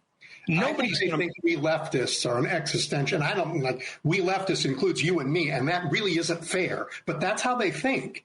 And they think that we. I'm saying the people in the White House are not going to be able to convince the Pentagon and everybody else that protests in America are like an existential threat. Especially, we're a big, we are a big federal sprawling country of 315. We're not a billion Chinese, but in China, all the action takes place in one or two cities. Yeah. We're a big sprawling country, and I have a lot more faith in us. First of all, I think the majority of people in this country don't agree with Donald Trump. And I think the polling, his popularity, issue by issue, shows that I think part of the reason you're seeing such extreme behavior from Trump, from Hegseth, from Stephen Miller, from others, they know they're the minority. Yep. And that the window to get done things they want to get done is closing fast. It's closing. So just so we're clear, I agree with you. We are not likely to have a Tiananmen Square moment here, but the question still haunts me because that's what I believe today. Given what I'm seeing, I'm not sure it's what I'll believe in 2 weeks with what they're doing. Let's talk about something else that I know is near and dear to you. Trump flipped sides again, I think, at least rhetorically, on Ukraine. Mm-hmm. Now suddenly he thinks he can get rid of Russia from all of the territory they've taken. And yet he's done zero to make that happen. Except for today. As odd as it may seem, I'm going to say one good thing about Donald Trump. They're now engaged Trump has reopened intelligence sharing with the Ukrainians. Which is very important. That's a big deal. Yep. I don't think Trump believes that Ukraine can win. I wrote a piece about a week or two ago where I said, I think what he wants to do, he's come to realize that he's not going to get any credit for doing any of this, right? He's not going to get a Nobel Prize. He's not going to end the war. Putin has told him to buzz off repeatedly. And humiliated him. So I think he said, you know what? I just want this off my plate. I want this to go away and to forget I ever said anything about it. Remember, this is the guy who said, and I'm going to end it on day one. End it on day one. I have to do the hands. Never would have happened if I was president. Never would have happened. And now he's like, no, this is far beyond my control. And I think the bad part of that is that what he wants to do is use that to normalize relations with Russia, to say, you know what, you're having a war, they're fighting you, you're fighting them, this is none of my business, I just want to do business with you, I'm going to lift sanctions and tariffs and all that stuff, and just let's get on with, and actually if the Ukrainians can put pressure on Russia, economic pressure, maybe someone's convinced Trump that actually makes them more amenable to dealing with America in some way, because remember, Trump thinks everything is a real estate deal. Yep. So, but with that said, a good thing happened, and we can applaud the good thing while still being worried about whether he's really changed his mind. Yeah. And I think Europe is not powerless. I think they have done more in the last 10 years, and Trump harangued them to get some of it done, to spend more on defense, to become more capable. And I think they can they showed up here on us after his meeting with Putin, and they can put pressure on Trump. There's a double-edged sword here. I mean, it's really great. As an old, as an old reformed Reaganite in my youth, I was one of those, NATO's got to step up. NATO's got to put more money in defense. Soviets are right there on the border.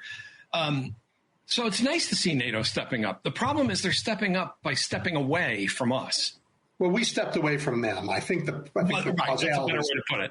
That they've had no choice because we've stepped away from them. Yeah. Well, what real leadership would have looked like would be to get the Ukrainians the Europeans doing all of this with us, leading them and cooperating with them, which I think the Europeans were more than willing to do. hungry for it. They were hungry for it, exactly. And now they've said, okay, that's over. They have to, Trump, I think for the Europeans, Trump is a problem they just have to manage. Yep. I fear America's a problem they just have to manage. I think term one, they thought it was Trump. Term two, they think it's us. Yes, and that's really, I mean, of all that's a more depressing thing than Tiananmen Square analogies or anything else. The first time around, the Europeans could say the American electoral system's a little wonky. Hillary Clinton got more votes, but that electoral thing, and somehow, okay, fine, we get it. It's a fluke. It's a perfect storm. The second time around, they have to say this is what the American people are capable of, and what a significant number of Americans want, and that stings. Yeah. That really stings. I mean, I was there a year ago as this was, as we were heading toward this obvious conclusion. After the election.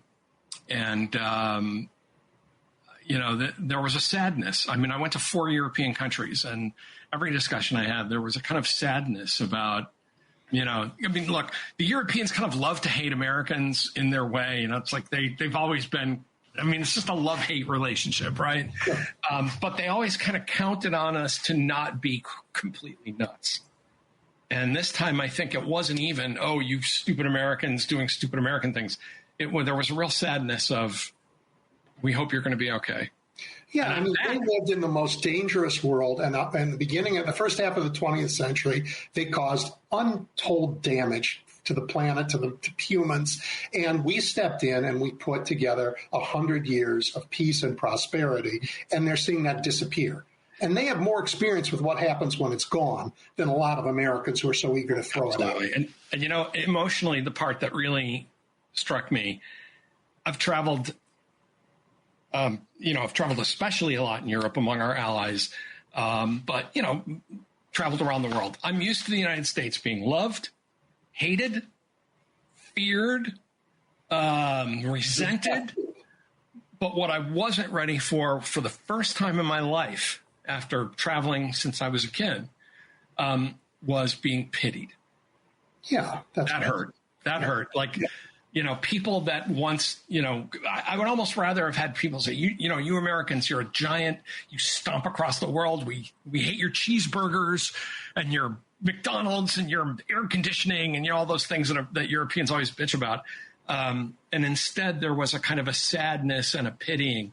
And that really kind of just got me right there, that I've never in my life been a citizen of a country that was pitied. Yeah, that's right. You and I both mourn the loss of that era of Pax Americana in a way. And not that we did everything right. We surely didn't. But the world was better for it, and it's gone.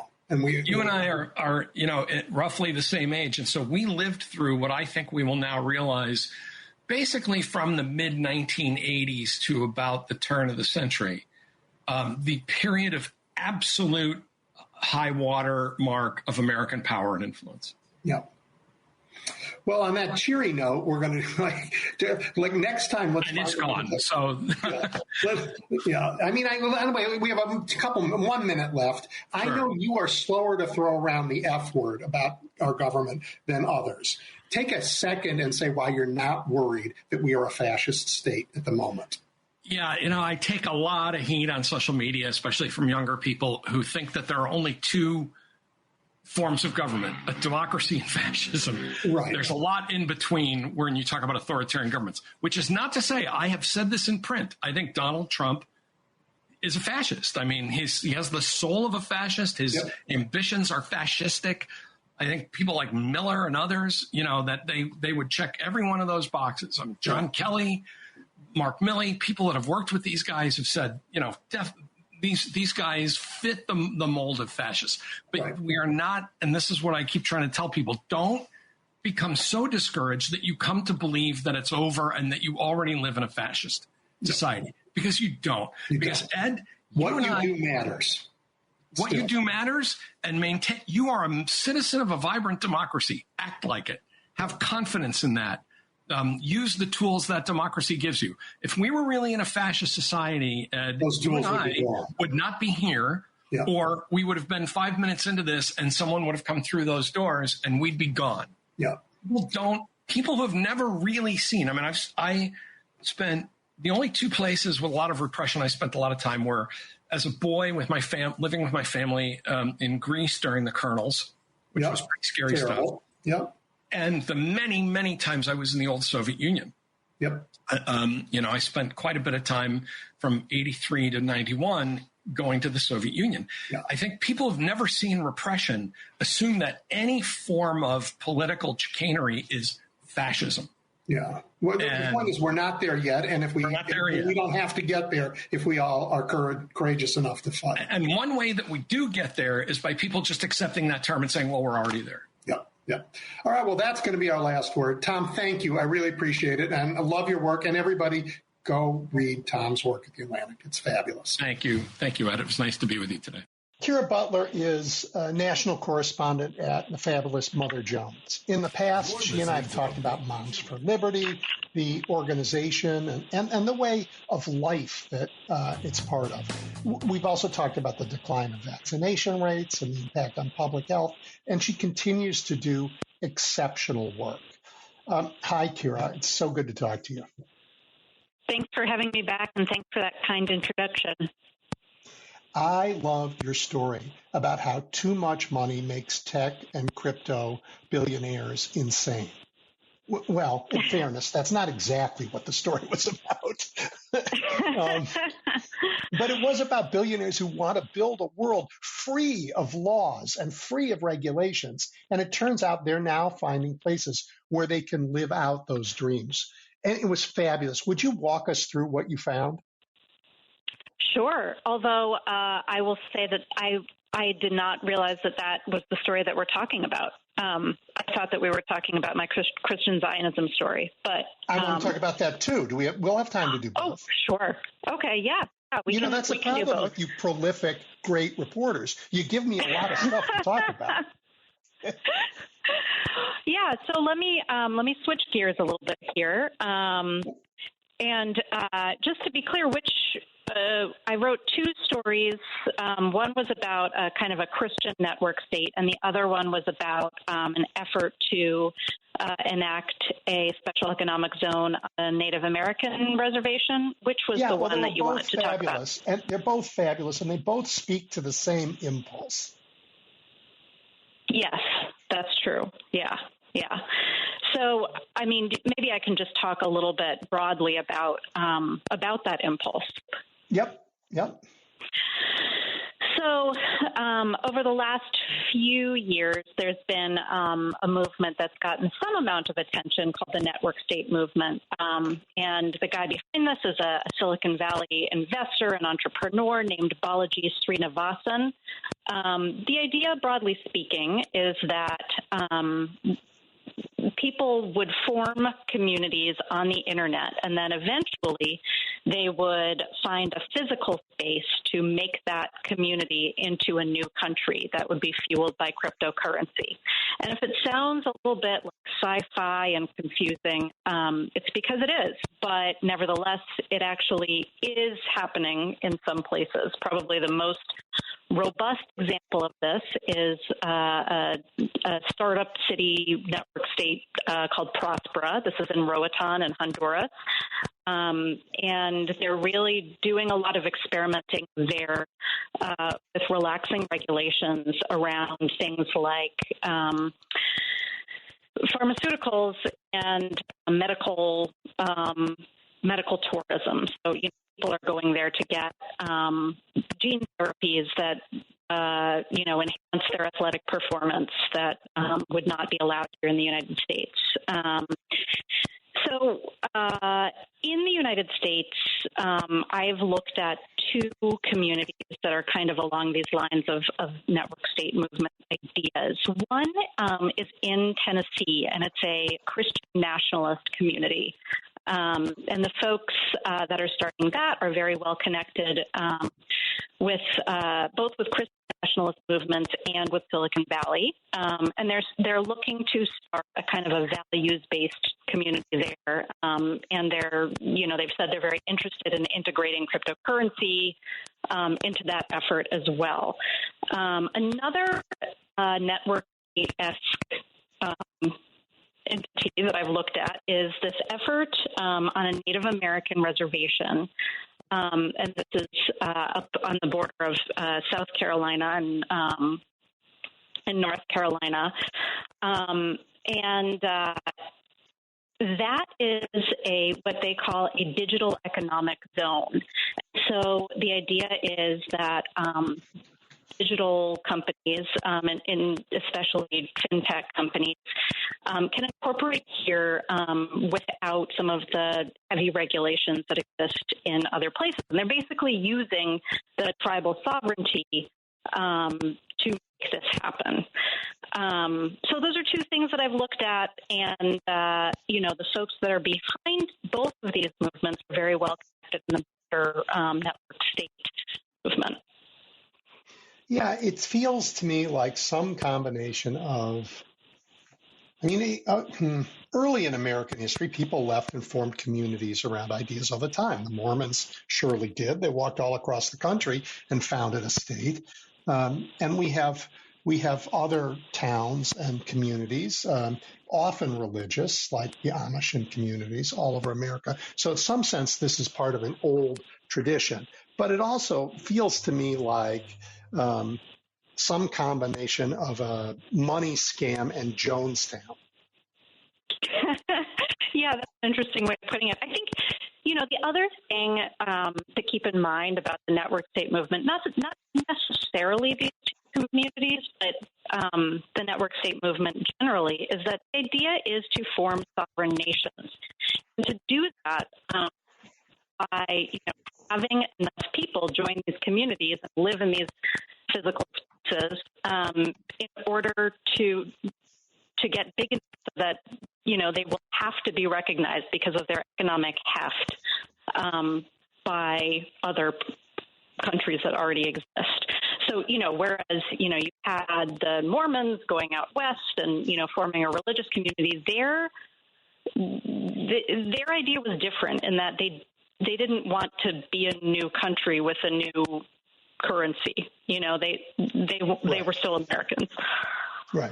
So these guys want to now the problem with trying to become a new country these days is all the real estate's spoken for. You have to carve a country out of another country.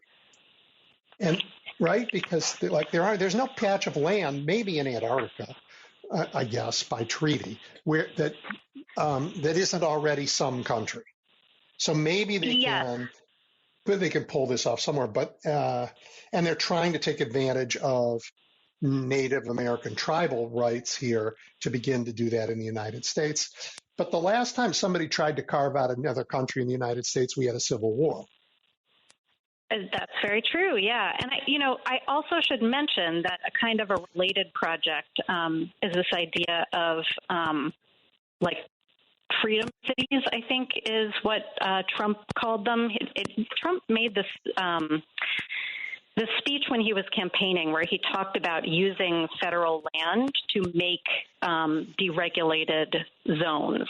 So, this would be the idea of taking land that is owned currently by the federal government and making these various deregulated zones. So you could have, a place where, the regulations around pharmaceuticals don't apply, or a place where, building zoning, regulations are different, and using federal land for those projects. And so the folks in the network state movement kind of really latched onto that, and they've actually formed some groups to hopefully, for them to persuade the Trump administration to actually make good on that promise. Yeah, but look, a regulatory free zone is I think a lot of regulation is useful. Sometimes we overregulate, and that's always tough to keep in balance. But a regulatory free zone is a different idea than these guys get to own all of that. which is really what they're after. They're not after being in somebody else's place. They want to own it and get the money. That's true. But if you think about the deregulated zones, Balaji Srinivasan, kind of the father of the network state movement, has a very interesting podcast appearance from a few years ago where he talks about his notion of these zones, and he sees tech companies as being kind of the de facto overlords of these zones. And so, if you think about a deregulated zone where, let's say, the regulations are crafted so that you have a whole lot of data centers that are, sucking up a whole lot of resources from, the surrounding areas.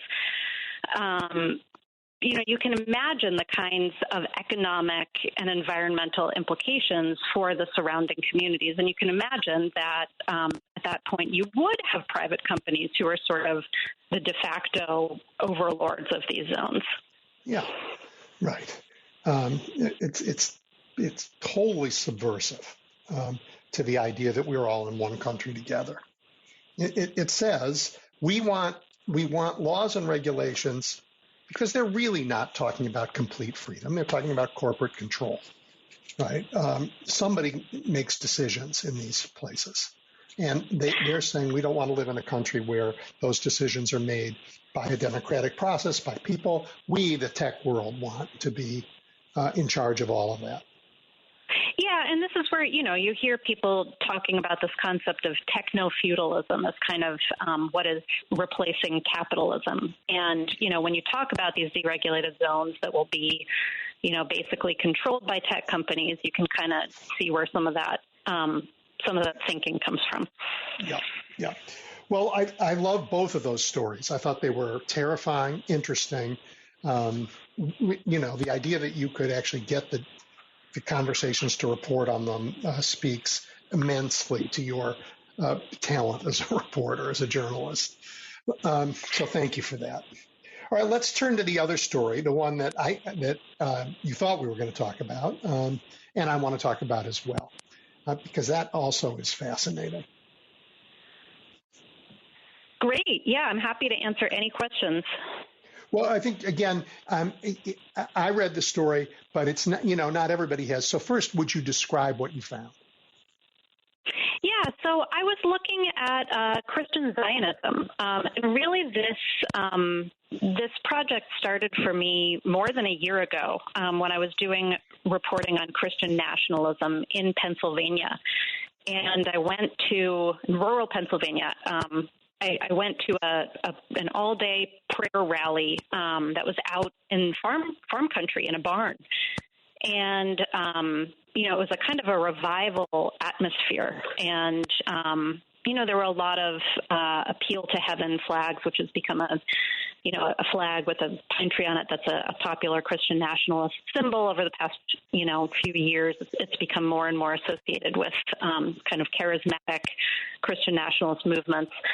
And, there were people praying, talking about Jesus, all the usual stuff that you would expect to find at like an evangelical or charismatic prayer event. But there were also Israeli flags everywhere. And there was a group of teenagers that, to my surprise, erected a chuppah. That's a Jewish kind of a canopy that is part of a Jewish wedding usually. And they started doing the hora. And that's the traditional dance that's done at a lot of Jewish celebrations. And people were wearing like Jewish prayer shawls and blowing on shofars. I knew that this kind of focus on Israel had been part of evangelical culture for a long time, but I'm not sure until that moment that I quite realized the extent of it. And the more that I looked into it, the more that I realized that it was not just this kind of cultural appropriation of evangelical churches, celebrating Passover, celebrating Rosh Hashanah, it was also a kind of very, very deep-pocketed movement to kind of funnel money from U.S. evangelical churches directly to Israel. And that was the focus of my story. And, I looked specifically at a group that's called the International Fellowship of Christians and Jews, which is one of the bigger nonprofits in the United States. Its the most recent year that it has a 990 available, its budget was $271 million.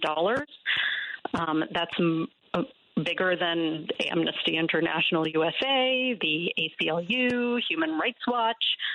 And this is a group that basically gets 90% of its money from evangelicals in the United States and gives it to Israel. And it's not just them either. As I wrote in my piece, there's, hundreds, if not thousands, of these evangelical organizations that are sending money to Israel.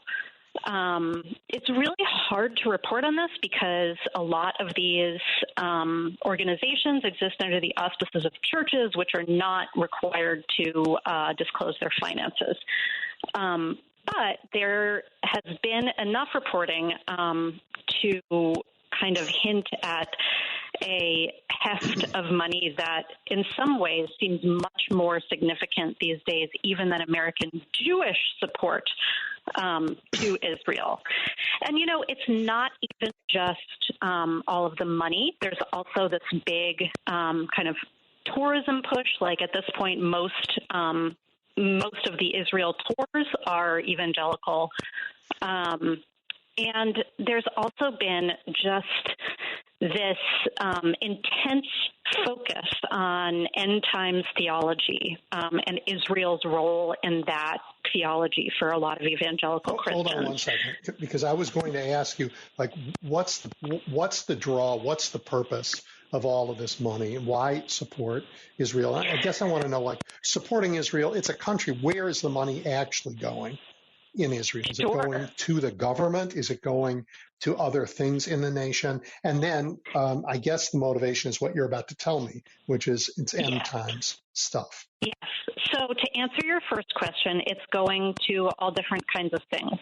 A lot of it is going to humanitarian efforts, which includes in some cases expansion of helping settlers, helping people who live on land that is technically not Israel's. And a lot of it is actually going to aliyah, which is a Hebrew word for immigration to Israel. So, and this kind of also gets into why Israel is so important to a lot of evangelical Christians. So many evangelical Christians believe that in the end times, all of the Jews will first return to Israel, and that will kind of herald the second coming of the Messiah. And so evangelical Christians are actively trying to bring about this what they call the ingathering of the Jews to Israel. So they are spending a lot of money on aliyah efforts. They're helping to bring Jews from other places. In recent years, it's been a lot of Jews from Ukraine, but also, groups that claim Israeli heritage from India, Jews in Ethiopia, Christian groups in America are devoting resources to bringing those groups back to Israel so that they can herald this second coming. Unfortunately, another part of this end times theology is that eventually all of the Jews will have to convert or be damned to hell. So it's not actually a great deal for the Israeli people. But, a lot of the folks that I talked to for the story said there's sort of an uneasy agreement between these evangelical groups. Like the evangelical groups give this money and hope to, bring about the return of the Messiah. And, the Israelis don't really believe in any of that, but they are also happy to have the support from the evangelical community. Let me ask you a question. If the ingathering of all of Jews into Israel is essential for their theology, does there come a time, do you think, that they will advocate for, the biggest group of Jews in America, in the world outside of Israel is in the United States. Will they advocate for the expulsion of Jews from the United States? That's a good question. I don't know the answer to that question. And also I should note that I think as that kind of very ugly vision of what happens to Jews in their version of the end times has become more publicly known, a lot of these groups are claiming that's not what they're about. They're saying, we are a friend to Jewish people. We don't believe that. We're not trying to convert anybody. But there are some, like Christians United for Israel, Kufi. John Hagee is the pastor who's in charge of that organization. He has pretty explicitly talked about some of this end time stuff. So, I think it's hard to really know what the end goal is in terms of American Jews, because I think a lot of these groups are now being a lot more careful about how they're talking about this. Do you think any of this is a hangover in America from the 9/11 and the wars that followed it, and this the anti-Islamic feeling that came out of those movements, and Israel is in the forefront of in their minds in the forefront of fighting those efforts. Yes, yeah. There's a kind of a heavy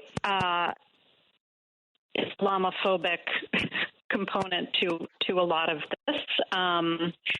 You had Franklin Graham recently saying that, Islamist militants' goal is to force everyone to become a Muslim, and they're not going to stop until everyone is either dead, fled, or has converted to Islam. That was a quote from him. I went to another kind of Christian nationalist charismatic event last year where it was called the Million Women or Esther Call event, and it was in Washington, D.C., and there were some very prominent pastors there, and you had a speaker there up on the stage that said she was like describing a kind of prophetic dream that she had, and she was saying that she was on a 35-day fast in the Middle East in the desert alone, and all of a sudden this man comes in full rage and anger with a turban and says, "Stop praying."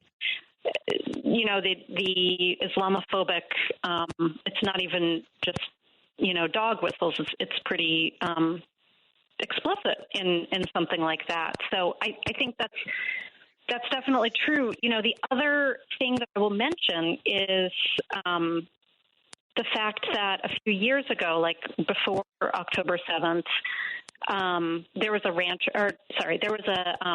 businessman in Texas named Byron Stinson who decided that he was going to take it upon himself to find the perfect red heifer to transport to Israel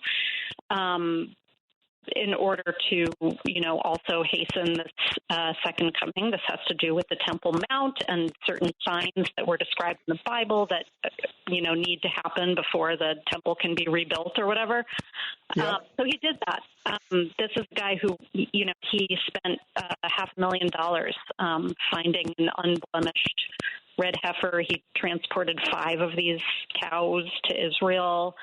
And, there was a spokesman for Hamas that said in the, wake of October 7th that action, that, transporting that red heifer to the Temple Mount, much of which is,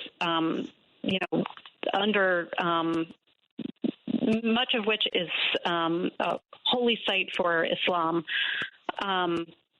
This spokesman for Hamas listed that bringing of the red heifers as one of the reasons for the October 7th attacks. And, take that with a grain of salt or whatever, but, these things don't happen in a vacuum, Yeah. It's an enormously complicated part of the world, but the it feels to me like the fear and hatred in the United States, and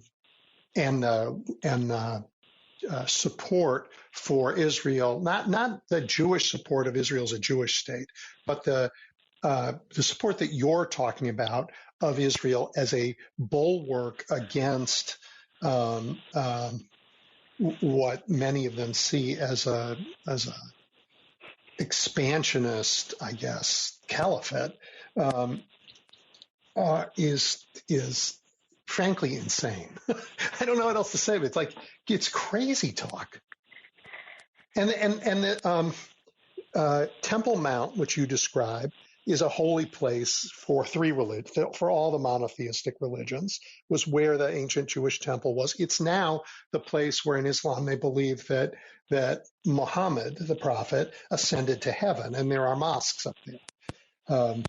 And, it would cause an enormous, bigger war if those mosques were wiped away in order to rebuild a temple that hasn't been there in a few thousand years. Right. So that was, I think, why, what the spokesman was, who knows real, when you're talking about a spokesman for us, but, actually, can you edit that out? I don't want to speculate. Yeah, I don't blame you. Well, look, so you spent a lot of time you have spent a lot of time going to these communities. And there's let me ask you about, going to go back to a previous conversation you and I held the last time. When you go to a Moms for Liberty gathering, or you go to one of these revival gatherings, in what ways are they the same? That's interesting. I think at both there is a strong current of nationalism, and there's rhetoric about founding fathers and freedom, and America as this kind of idealized place, and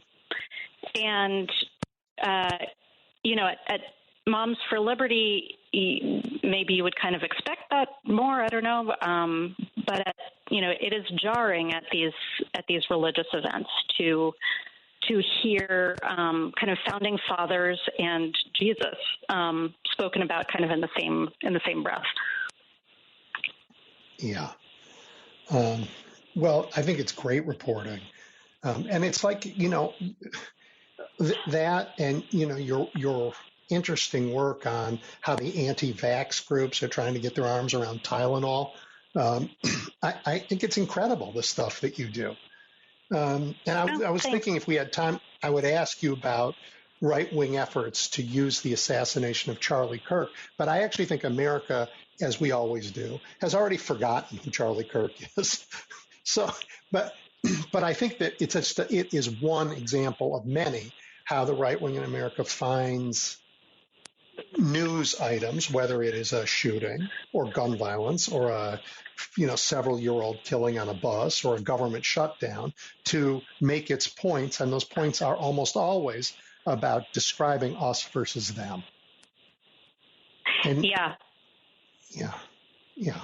And do you see that same us versus them in these in the revival gatherings you went to? Yes. Yeah, that's actually a really good point.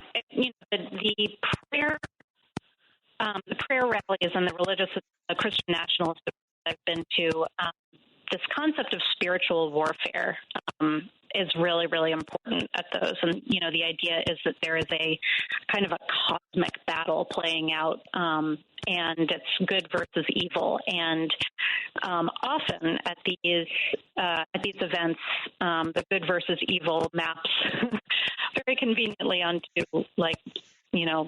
progressives versus conservatives versus progressives, or Democrats, Republicans versus Democrats. And that same at Moms for Liberty. It's also very much an us versus them. It's the idea that you need to fight back against the effort to corrupt the youth. that you need to, protect your children from a kind of a corrupting influence. I guess, public schools. right? And the influence is so terrible that you will do things that otherwise you would say you shouldn't do, and that is, for example, ban books, or that it's such a clear and present danger, this warfare with people who are not them, that almost anything is allowed in its name. That's very frightening, Kira. Yeah, and I'm surprised every time that I go to one of these events how fervently people believe this. These are people who are deeply devoted to these causes. Well, on that chilling thought, we got to bring it to an end until the next time we speak. I really, again, appreciate your work. Listen, everybody, Kira Butler's work is easily findable at Mother Jones, which, was founded around the Civil War, to tell the truth, and it is still necessary. Thank you, Kira. Thank you so much. Thank you so much for having me. You're looking at the big picture with Edwin Eisendrath on WCPT 820. All right, everybody, welcome back. Boy, that was interesting. I'm sorry it was hard to hear. Apparently, we had some technical difficulties, but I hope you were able to get enough of it to understand what just interesting things are happening and dangerous things around the country. All right. Well, I'm thrilled to be joined again by Dean Baker. You know him. He's the founder of the Center for Economic Policy Research. He's a writer. He's an author. And he is, this show's resident economist. So, Dean, welcome back. Hey, Edwin. How you doing? You know what? It's hard in Chicago right now. It really is. Yeah, I could believe it. I'm from Chicago, as you know, and in fact, Dean, can I just interrupt for a second? Could you get closer to your phone? Yeah. There you are. Thank you. Yeah, I was saying, I grew up in Chicago, and the building where they did their crazy raid was just a few blocks from where I grew up. I shouldn't say grew up. I was a little kid there on the south side, 7,000 South Shore, so just a few blocks from there. So I have to imagine it's pretty crazy. It is. It is. All right. Well, let's talk about something else for a moment. The economy is slower, but it hasn't cratered. The jobs data now, I guess, not coming from the government, but from payroll companies, says, maybe 32,000 private sector jobs we just lost, and that's private sector. The shutdown and Trump's firings are going to, double, triple it. What's the impact of all of this? Well, we were looking at a weak economy going into it. And one thing I'll say about the jobs report that I think someone kicked me in the rear on this. Everyone should know Trump has seen the jobs report. Now, prior presidents have been, it's like the church, you don't touch the statistical agencies. Trump's not religious. He has the jobs report because it was already prepared, just to be clear. Just to get people oriented. It was going to be released on Friday. It was prepared. They have that. I'm sure Trump has seen the numbers. My point in saying that is he would have released them if they were good. So we should assume that it's a bad jobs report. It doesn't mean a recession, doesn't mean the economy's collapsing, but we've been seeing weak numbers, and almost certainly we should assume the September numbers are bad. Otherwise, Trump would have told the Bureau of Labor Statistics to release them. Yeah, and I think we had those private payroll companies confirm that it's 32,000 private sector loss. At least that's their count. So yeah, and we probably were looking at something like 30,000 also in the public sector. This is, as you said, the Trump, the layoffs that Musk had put in place, the deferred, whatever term he had, the deferred departures, those are hitting in September. So we probably lost around 30,000 federal jobs. So how do we think about the impact of this? I mean, we also have inflation largely because of the tariffs. And I guess since you and I last spoke, the Fed lowered interest rates because they thought the collapsing labor market was more dangerous than the increasing inflation. What do you think about that? Yeah, well, I would agree with that call, and I would say they probably should lower them more. I mean, I guess I've always been more concerned about unemployment than inflation. I'm not worried. The classic story is, are we going to see accelerating inflation? So we're both old enough to live through the 70s.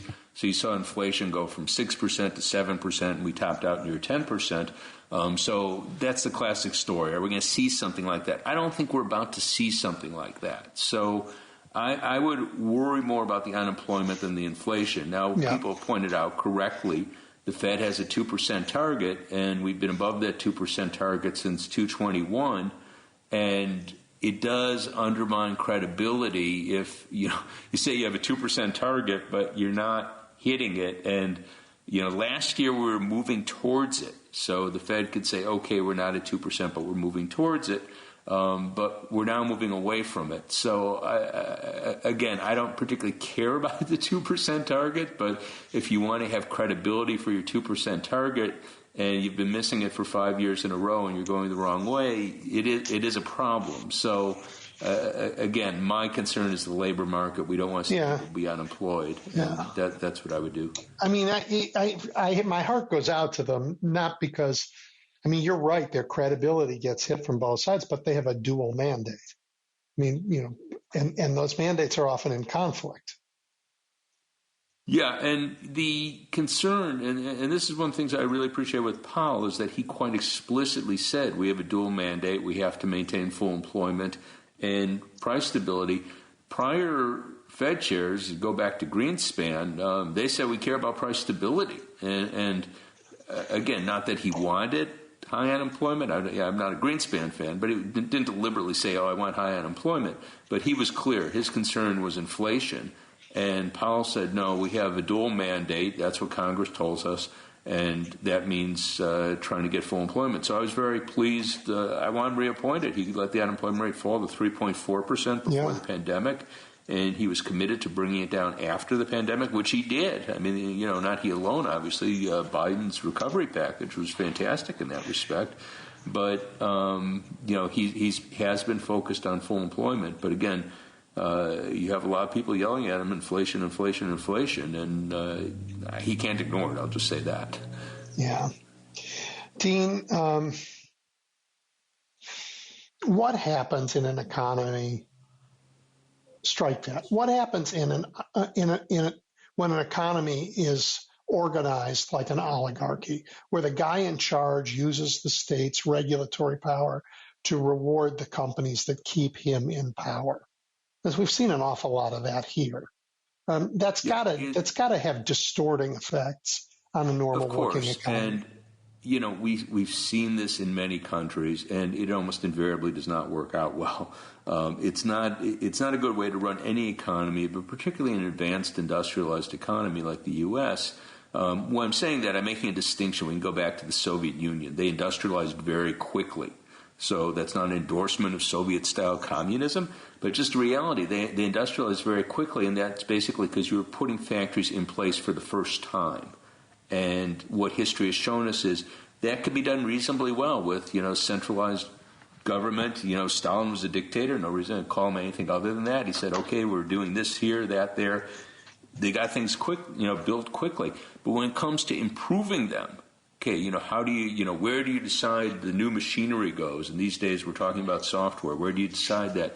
Well, if you do it based on how much you contributed to Donald Trump's campaign, that's not a good way to go. And that generally doesn't end well. So we've seen that story many, many places, and almost invariably it does not end well. And, it's just, I'm not that familiar with the specifics. I read from afar, but I wasn't living in these different countries when they had their dictators. So it's striking. My point here is just Trump doesn't hide it. He's totally, you have Tim Cook from Apple goes, oh, here's this big gold medal. Now give us an exemption from tariffs, which he does. And Tim Cook took an app off the App Store this week that would let people, it was an ICE tracker so that people could protect themselves on our streets. And he said, congratulations to him. Well, that's very good. No, he took it off. He took it out. Oh, he took it off. I'm sorry. It was there, and the administration complained, and he got rid of it. Okay, I'm sorry. I was giving him. It surprised me if he had done for a moment what I had thought he had done, but yes. Well, for a moment he had, and then he undid it.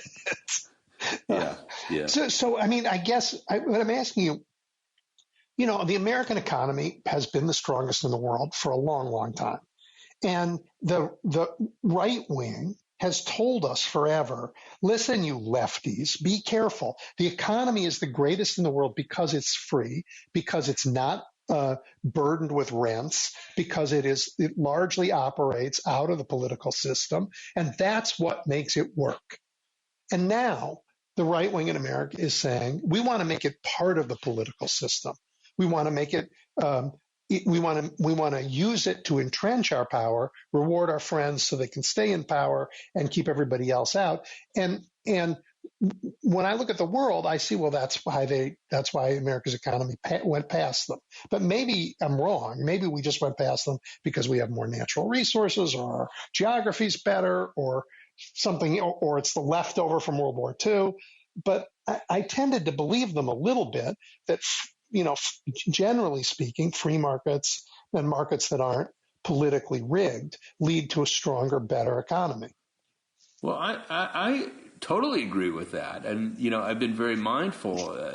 I support all sorts of government programs. Social Security is fantastic. Medicare is fantastic. Yep. There's a lot of great things that we have done with government programs. But the market is a real engine of growth. I take that very, very seriously. And that doesn't mean, there aren't situations where we want the government. We always intervene. We've talked about this before. Patent monopolies are intervention in the economy, and people might like them. They serve a purpose. We get that. But that's an intervention. You can't say free market, free market, free market. Oh, but we want patent monopolies. You're saying that's a good policy, and that's an arguable case. But I very much respect the market, and where you have interventions, that being one of them, minimum wages. You have to study that. What's going to be the impact? Because there is a plausible story, and certainly I know some people pushing for a $30 an hour minimum wage, which I think would be wonderful, but I'm not going to support that because I think it would lead to a lot of unemployment. I mean, I'm saying it'd be wonderful if everyone could count on getting at least $30 an hour, but I think it would lead to a lot of unemployment. So you have to be mindful of the way it affects things. But again, you don't want to just come in there and say, oh, we're going to do this with the market, we'll do that. You have to think very carefully, and you cannot say Trump is thinking carefully. His tariff policies, his H-1B policies, I mean, just go down the list. He's just doing whatever, and he says that. He doesn't even pretend. So where are the economists that have, argued with you for 30 years that have said, look, you guys on the left want too much social burden on clean economics. You don't understand it. And they've argued with you and with me forever. But where are they now? I mean, where are they? Some have actually been fairly visible in arguing against Trump. I'll mention one I know, Douglas Holtz-Eakin, who's a good economist, definitely conservative. He was in the Bush administration as chief economist. Very opposed to what Trump's doing. He's stuck to his guns on this. He says this is all wrong. So you do have some, and then you have others. I've really, someone I know a bit, Kevin Hassett, who's now the head of the National Economic Council. He's a conservative economist, but I could talk to him. We actually wrote a couple short things together. I always thought of him as, again, someone I'm not going to say I agreed with him on much, but I felt we could exchange ideas, and we shared reality. We could look at data and we could go, okay, here's the reality. He's now saying things he knows are not true, and I have to say, I just find it painful because, here's a guy, I'm not going to say we're good friends, but I had some respect for him. He's just, it's something I can't even relate to, like, wow, that's great, you're head of the National Economic Council. If he was going to be out on the street and homeless and, he needed this to support his family, maybe I'd be a little more sympathetic, but God. No. Well, speaking of people we're helping out, do you have any thoughts about the bailout of Argentina? Unbelievable. So if people haven't caught this, give them the background. Yeah. So Trump's good friend Milei, I'm forgetting his first name now, is president of Argentina, very right wing. He'd say that. I'm not putting words in his mouth. Libertarian. He ran around with the chainsaw. He's going to take the big chainsaw to government. Elon Musk picked it up from him. They're buddies. we're going to take the chainsaw, we're going to cut government. He did. He threw a lot of people out of work. He cut benefits. And their economies fell in the toilet, and it's, I could go on at length, but it's really in a very bad situation. And Trump is saying, and explicitly, again, they don't hide anything. Bessent, the Treasury Secretary, said, we're going to give them a swap line of credit. So this is, we'll be lending them money. Whether we see it again, who knows, because they owe a lot of money to the IMF and other lenders. So who knows? Ostensibly, we're just lending it. We'll get it back, but who knows? $20 billion. And what I'm saying, they say it openly. Bessent says to get him through the elections. So it's not even, think of foreign aid, the money that they cut off to Africa that we knew was helping kids with AIDS, giving them drugs they needed to stay alive. We knew that was helping people in sub-Saharan Africa. This is money that is intended to get Trump's friend through the elections. $20 billion. I mean, that's just kind of incredible. Is there any benefit to the United States for bailing out their economy? It's very, apart from keeping a Trump friend in power, if you consider that a benefit. In fact, the irony is that Argentina had an export tariff on their soybeans, which that was a way for the government to raise money. So they charged their exporters, because soybeans obviously are a valuable commodity. They reduced their export tariff after we gave them the $20 billion. And guess who's not selling soybeans? Farmers in the Midwest. So, oh my gosh, it is not helping people here. Oh my gosh. I mean, just so that our tariff policy, our international relations efforts, who we bail out, who we don't, none of this feels to me like it's based in economics, or it's based in Make America Great Again. It's based on personal profit of Trump's friends, I guess, and totally personal. We're down in Argentina. Go next door to Brazil. We have a 50% tariff on imports from Brazil. Like the coffee we all drink in the morning. Why? Brazil didn't do anything to us. We actually have a trade surplus with Brazil. That's become Trump's big measure. Well, we don't have a deficit with them. We have a surplus. But why do we have a 50% tariff? Because the guy who tried to overthrow their government is in jail. And Trump's buddies with the guy who tried to overthrow their government. Kind of like he tried to overthrow a government. And in Brazil, they prosecute people for trying to overthrow a government. Seems to me a good policy. But Trump's very angry about that. That's crazy. I mean, that's crazy. Yeah, no, it's you can't justify this as U.S. foreign policy, U.S. economic policy. It's who's friends with Donald Trump. That's the only thing you could say about it. All right, Dean, in the few minutes we have left, why don't you do some crystal ball work? Just what do you see the impact of let's assume this is not a 2-week shutdown of the government, but a 2-month shutdown of the government? Well, we had a slowing economy already, and that will certainly slow it more. Now, a lot of this will depend on what Trump is able to get away with legally. So, as I'm sure you know, he cut funding for Chicago's mass transit. He did that same with New York, infrastructure projects. To my mind, this isn't even close to being legal. I mean, he's basically saying these states didn't vote for me. I'm angry. I'm going to cut their funding. What the Republican Supreme Court will say, who the hell knows? I mean, no president has ever done anything like that. There's always some political bent in funding, no doubt about that. But this is pretty blatant. So if he's allowed to do that, that's going to be a huge whack to the economy, because you're going to have a lot of projects stopped halfway through. That will be a very big hit. And given we're already, seeing a weak, slowing economy, it wouldn't shock me if we do fall into a recession. Now, the big thing I and others have been waiting on, we have a serious bubble in AI. And, I've learned from seeing the stock bubble, the tech bubble in the 90s, the housing bubble in the zeros. I can't predict the timing. Both those went on way longer than I would have expected. So will the AI bubble go for another year, 2 years, 3 years, 4 years? I mean, that would surprise me, but I can't say it won't. But when the AI bubble bursts, I'll guarantee we'll see a recession, and quite possibly a bad one, because, again, if Trump's sitting there in the White House, I think he doesn't have a clue what to do. So, well, and it's harder with the size of the deficit. And you and I are not deficit hawks, but with the enormity of it right now, it does give us less leeway to deal with a crisis when it comes. Yeah, so what, at least I would see the textbook story when if we go into recession, then you have a big stimulus program, which could be, you can have some tax cuts in there, but, ideally you want some spending, whether it be in infrastructure, whatever it might be, obviously social spending, because you have people unemployed, they need, health care.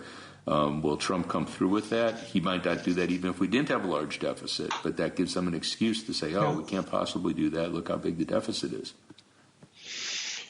Well, Dean, depressing for sure, but always a pleasure to catch up.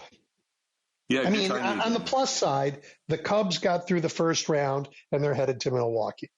Yeah, that's good news. I've always been a White Sox fan, but after they won the World Series in 2005, I'm happy for both teams. Yep. All right, Dean, thank you very much. Appreciate it. Thanks for having me on. You bet. All right, everybody, we're going to take a break and your calls when we come back. Okay, Jim, kick us off. Hi. Hi, Edwin. When I talk about QAnon, I put on my coonskin cap. Anyway, when they were, before the election, the Biden crime family and Hunter Biden, the criminal that he was, consider TikTok, Larry Ellison's going to buy 20%. He's selling 20% to the Saudis. I don't know if they're going to have camel races out of it or what.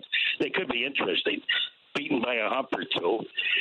And then the guy negotiating in Israel at the moment, a real estate developer and also a crypto maniac, his two sons have already squeezed $2 billion out of the Saudis for crypto.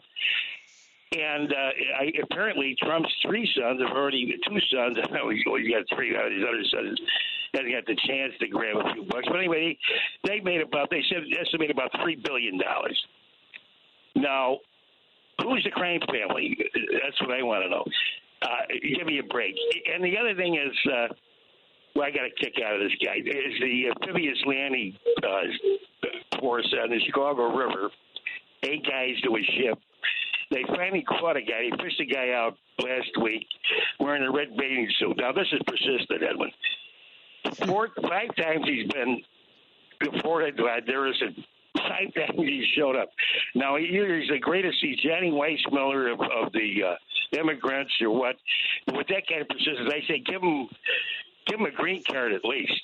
After that torture.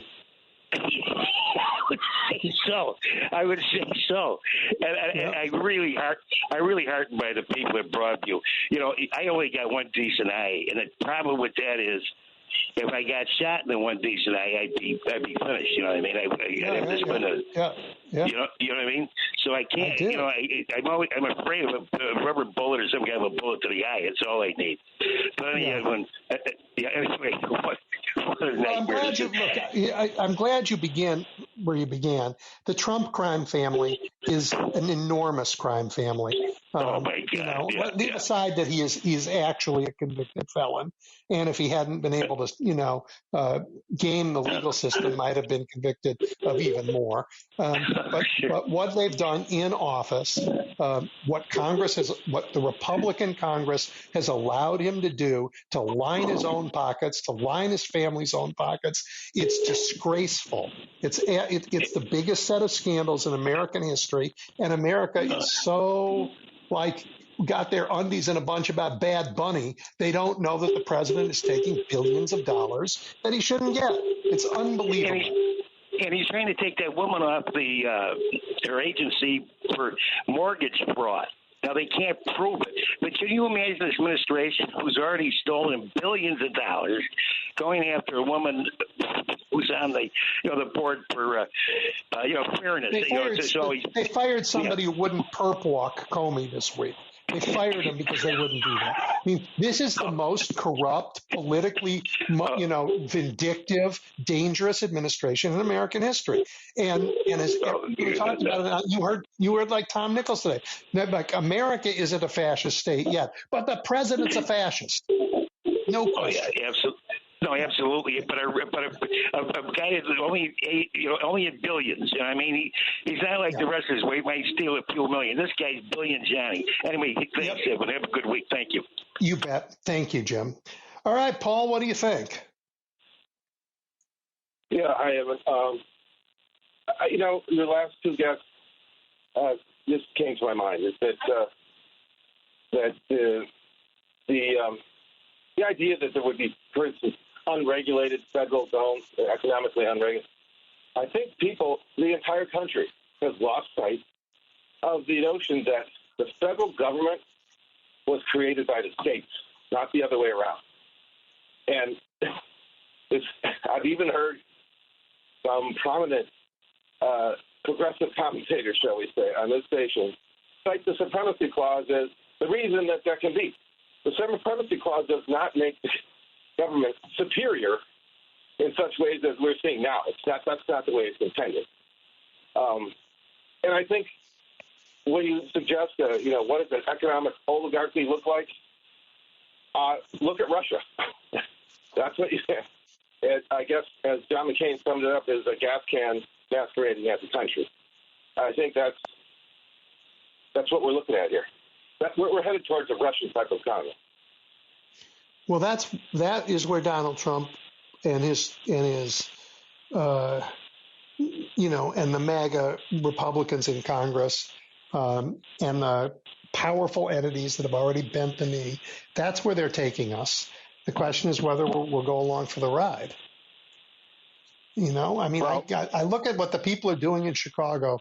I am so proud of the people in here. And now Trump has said, I'm going to take 300 National Guard. And he said to the governor, look, you either give them to me or I'm taking them. I have the legal right to nationalize them and bring them out in the streets, further militarizing this, when the only problem we're facing is from his already militarized troops on our street committing mayhem. But he's not. The fact that we are standing up to this is a great lesson for the country, Paul. He'll take us down this path, but we aren't going. We're not letting him take it. We're not going to do it. And it's dangerous. And one person's already dead. Others have been hospitalized, and many have had their homes trashed. Yeah. And these are and they're American citizens getting caught up in this, and then the people who aren't citizens who are getting caught up are having their legal rights violated left and right by this lawless regime. So everything you want to say that's terrible about these people, I couldn't agree with you more. But I just wanted the world to know the courage on our streets of people peacefully but firmly saying, go away, is I think is going to be catching. And, they may say, Paul, when they write this history, the word that, the things changed because of Chicago. That when he tried to militarily attack an American city and the people there resisted, it gave even people in the reddest districts of the country pause about what's going on. Well, let me say this, Edwin, is that, and this probably is material for a good song, is that I don't want to be, my life is now, I don't want to be what history, the footnote that history makes of this. Yep. It's kind of like saying, it's like, with medical diagnoses, I've heard to say, a doctor will say, it's only a 5% chance that you'll have this, or you have a 95% chance of recovery. And I said to an oncologist when my former partner had breast cancer, I said, I've been on the 5% where I didn't recover. And when you're in the 5%, it's 100% for you. And he said, that's absolutely right. And that's where we are. And it's just really scary that people don't, there has to be, when we recover from this, we have to find some way to prevent the federal government from becoming this terrorizing force. And because enforcing immigration law doesn't mean you get to abridge the rights, forget the people who are of the immigrants, but of regular everyday citizens. You can't just trample on them as they did the other night in Chicago. So you can't trample on the law, period. in order, just because, and whether you're blowing up people who are fishermen in the Caribbean without any evidence, or whether you're here, with your army invading an apartment building at 1 a.m, none of that is okay. None of it. Well, you know what? I just quick finish this up here. It's my partner. She drives a bus for one of the big tech companies here in Seattle. She's on the road 8 hours a day, and she's saying for about the last 8 weeks, increasingly seeing more and more black pickup trucks and SUVs with blacked out windows, Jeeps all over the road. More and more pulling trailers, brand new. 2025, and they're like more and more of them. And I called my representatives in the state legislature and in my U.S. representatives and say, put Governor Ferguson on alert. This is ICE. ICE is ramping up for something here. So this is very scary. Yeah, very scary. Oh, Paul, hang in there. Take care. Yep. All right, Steve. What do you think?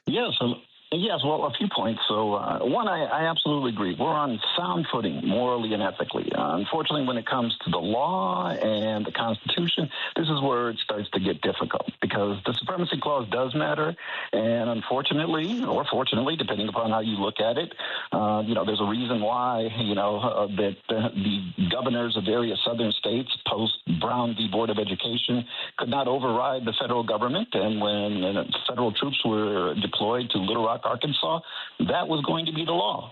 And I think that this is a perversion of that, but this is the way the system works. And if we were to actually say to the Illinois State Police, Cook County Sheriffs, Chicago Police Department, you need to intervene between people and ICE doing their job, I mean, that would be exactly what this administration wants. Look, these are these blue states. This is what they're doing. They're obstructing, immigration enforcement. We need to deploy the National Guard. So we need to be careful here. That's why I think we've made the right choice in terms of admonishing protesters. Get out there, document what's going on, but be smart about this. Do not give this administration. This isn't the Bush administration. This isn't Reagan. This is Donald Trump. And if you give him an excuse, that's what he wants in order to deploy troops to blue cities and blue states. So let's not go there. And then he is deploying troops without the excuse. And I want to just remind you, Steve, that when Biden was president, when we were trying to protect the southern border, the governor of Texas built fences and said, we will not let federal troops anywhere near the Rio Grande. We will not. We will put state troops in the way of federal troops, and we found a way not to shoot each other. Absolutely. Because we're rational human beings, and we don't act, out of ridiculous impulse, lack of impulse control. What the governor of Texas says, that doesn't mean that Joe Biden, who was a sane individual, says, "Oh, well, let's deploy the National Guard there and create a conflict that doesn't need to exist." Unfortunately, Donald Trump isn't that person. And then, lastly, I believe he's doing it anyway, Steve. Right. Well, we're talking about on scale. On a scale that I'm talking about would be something different. I'm talking about 50, 100,000 troops deployed to Illinois, specifically Chicago and Cook County. That's a far cry from what we're seeing today. Yes, we see ICE troops, ICE out there. Well, that he does not have the legal authority to do. The Supremacy Clause does not do that. There's posse comitatus and other things. Right, absolutely. He definitely does not have the authority to do that. Absolutely. And again, if this were anybody else, I'd say then we're safe and secure in that, because the posse comitatus prohibits that. But he has made quite clear he has no intention of following the Constitution. Doesn't care what the Constitution says. He will declare an insurrection and then basically circumvent posse comitatus, and then let the High Court decide. And we all know what goes on with the High Court these days. So this is where the even they won't allow the military occupation. I know. I am hoping. And last point is, I certainly do. I think a lot of their policies, Megdani and others. We have candidates in Seattle, New York, great. That is not the Democratic Party nationally. And I think going into 2026 and 2028, that cannot be the face of the Democratic Party. We We need to grow our party. We need a big tent. Quite frankly, we need the whitest Christian middle-aged guy, straight middle-aged guy in the world to run in 2028, because we need to take a lot of issues off the table so that we can win back our country and our republic. And in that sense, again, let's win that war first, and then go on to try and move forward in terms of regaining some of the policy initiatives that Trump has managed to destroy over these last few years. But again, I want to win more than anything else, and I don't think America wins with someone running with, say, an Negdati, banner, at their side. Well, okay. If New York elects the mayor that New York wants to elect, do you think that hurts Democrats across the country?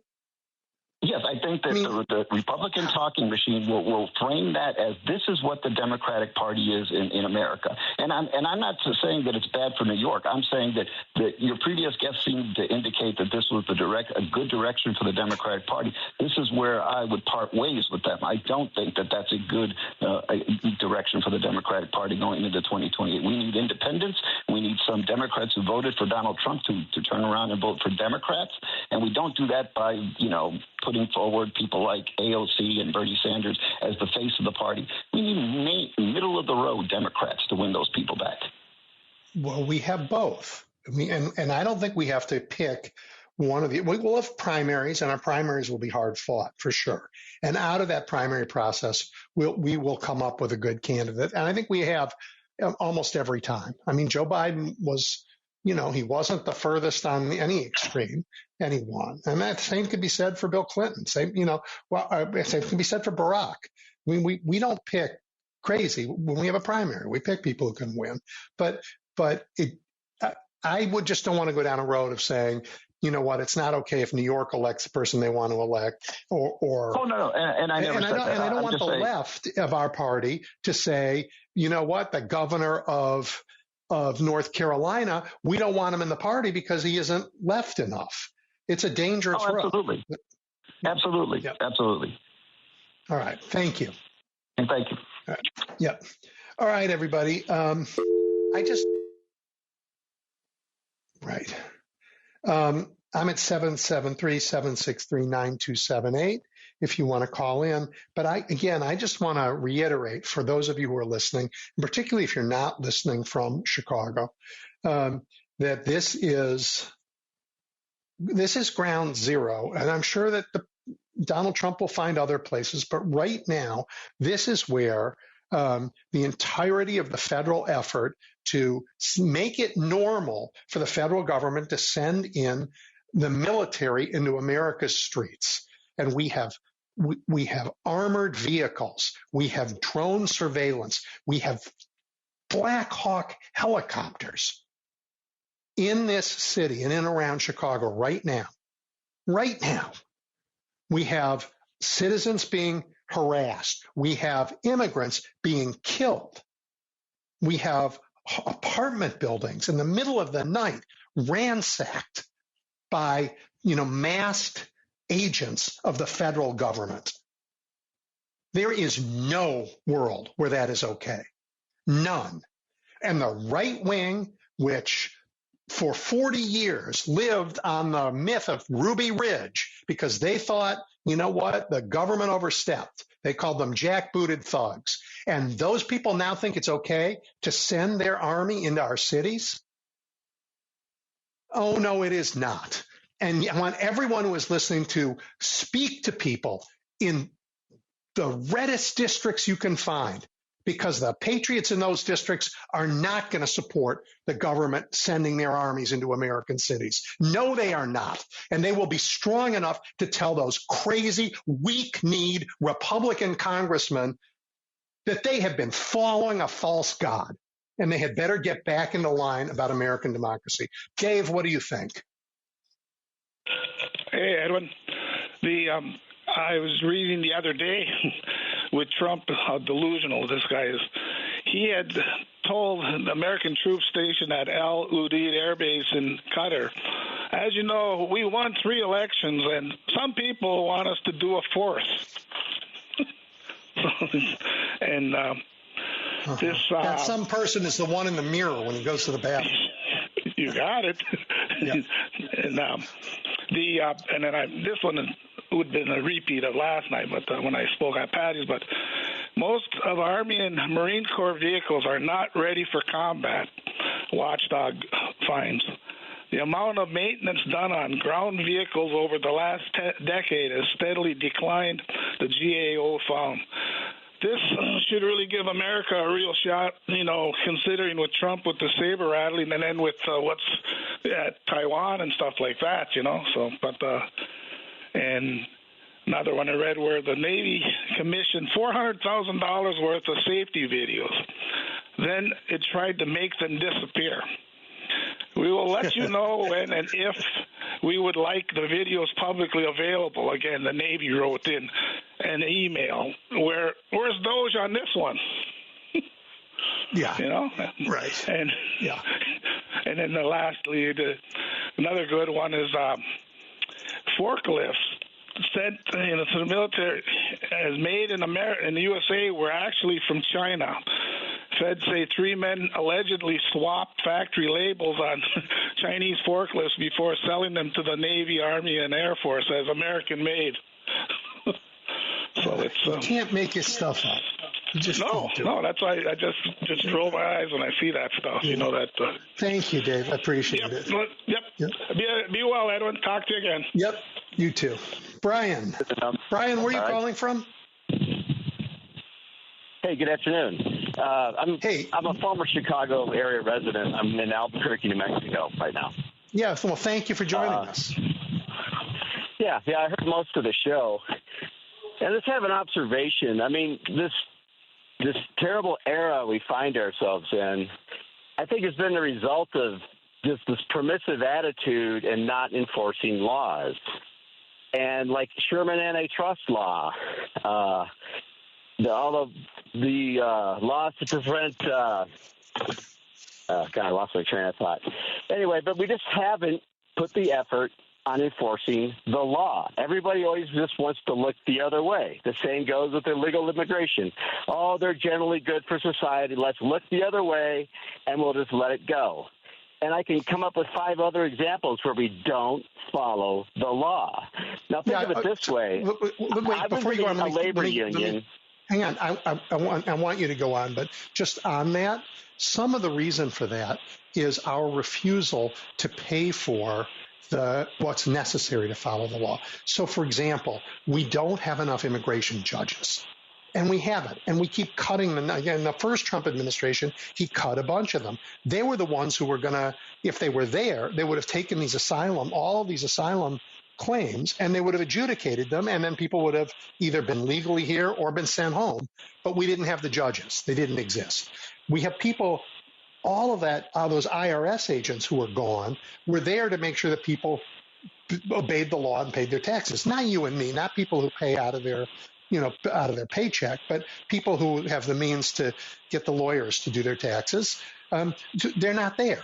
So a lot of the stuff that you're talking about, go ahead. Yep, go ahead. Well, it's just like I was in construction. I was in a union. Therefore, since I'm in a union, I'm a socialist by definition. But Democrats can't seem to put a positive spin or definition on socialism. And then I was going to say, if you want a democratic socialist society where we have rules to benefit everybody, that means we have to enforce the rules. And that's the whole problem. Since Reagan, everybody looks the other way and we don't enforce the rules. Employment laws, OSHA laws. Every time a Republican gets elected, they shrink the OSHA budget, and all of a sudden none of the laws are enforced. Yep, but the thing is the Democratic Party has been more than willing to look the other way also. Bill Clinton was bad about that. We don't enforce the laws on Wall Street. And that's the whole thing. So Democrats are saying, give us back to government. We want the rule of law. We want things to get back to normal. But it's like people are like, well, the Democrats don't enforce the laws we have now, and they haven't for decades. And that's the problem. Well, we got to decide what the laws need to be and how we're going to enforce them, and quit pretending and looking the other way on everything. Yeah, but Brian, you're not wrong. You're not wrong. The order of magnitude of the lawlessness is hardly comparable at the moment. I mean, I don't know any Democrats who've lined their own pockets like this crowd. The mafia is running the United States. Trump is organized crime. Period. Right. There's been nothing like this. But I agree with you. When Democrats get back in power, they have to behave in a way that benefits ordinary Americans. First, second, third, fourth. Make the lives of the people who live here better. Yeah. All right. Thank you. Appreciate it. Have a good weekend. Bye. You too. All right, Dan, I guess you're calling from Indiana, and you're going to be my last caller. Yes, I am. How are you doing, Edwin? Thank you. I'm okay. Well, you've heard me. Well, I'm angry, for sure. But I'm okay. I was just going to say that's the same thing here, especially after hearing some of your callers. Edwin, we're looking into the abyss here. I talked to you about a month ago and brought this up, that unless we do something, we are going to be in the abyss. And I think we're about one step away right now. People have to rise up. And God bless them, the ones that are doing what they're doing in Broadview and downtown and God knows where else. But this ain't going to do it. It's not going to do it. Kristi Noem posted an hour ago, 2 hours ago maybe, that now she's going after the NFL. Are you aware of that? Because of Bad Bunny. Well, good. Let her go after the NFL. Those owners of the NFL teams, I think they gave like $50 million to Donald Trump and maybe $2 million to Democrats. I mean, this just goes to show that you cannot be in Trump's camp in any way that's permanent. It's like the oligarchs when Putin took over. They had their, he liked them because they were a method of consolidating power. And then one by one, he took them and took their money for himself. This is what Trump is doing. He like the NFL owners, man, there is not a group in America that supported him like they did. And do you know why? Do you know why he's going after, or she's going at? Well, of course, everything comes from him. It's because it's in California. The Super Bowl is in L.A. this year. And, of course, then we're going to go after the NFL. Yeah, but besides that, my point being is that unless we organize, and I'm not talking about signs anymore, I believe that the military will stand behind us when this breaks loose. And it will. You know it. I know you do, just like I know. When this breaks loose, the military will stand behind us, not them. And this is what I'm waiting for. And I'm 73 years old, and I will join in anything possible that I can get into. Because I can't think of a better way to go out, Edwin. Because this country's gone. There will be no more elections. Everybody talking about the elections. There will be no midterms. And if there is, it'll be Russian midterms. That's how Kamala Harris did not win in the first place. Well, look, I know that's what Trump wants, but that doesn't mean that's what he gets. And how do we save the country then? And tell me how we save the country at this point. Well, we save it. Look, show up on No King's Day. Start putting pressure on companies that bend the knee, as we did with Kimmel. Keep the pressure on. I mean, I'm going to take this. The heroics in my city are inspiring, and I need I need this message to get out to people in Georgia and people. I was just going to say that. I was just going to say Georgia, Alabama, Texas. You don't think they give a care, do you, about what's going on in Chicago? It's going to be everywhere. They do. They do not want the army coming in and bullying Americans in their cities. They absolutely don't want that. They do not want that. Trump's poll numbers are going to tank even more. And then you and I have to find ways to organize in communities that are red communities to help the people there get their own representatives to say enough with this governing by emergency, this outlaw government. Anyway, I'm sorry to do this. I have to get off the air. I've run out of time. Thank you for your call. Thank you all for being part of this today, and I will see you next week.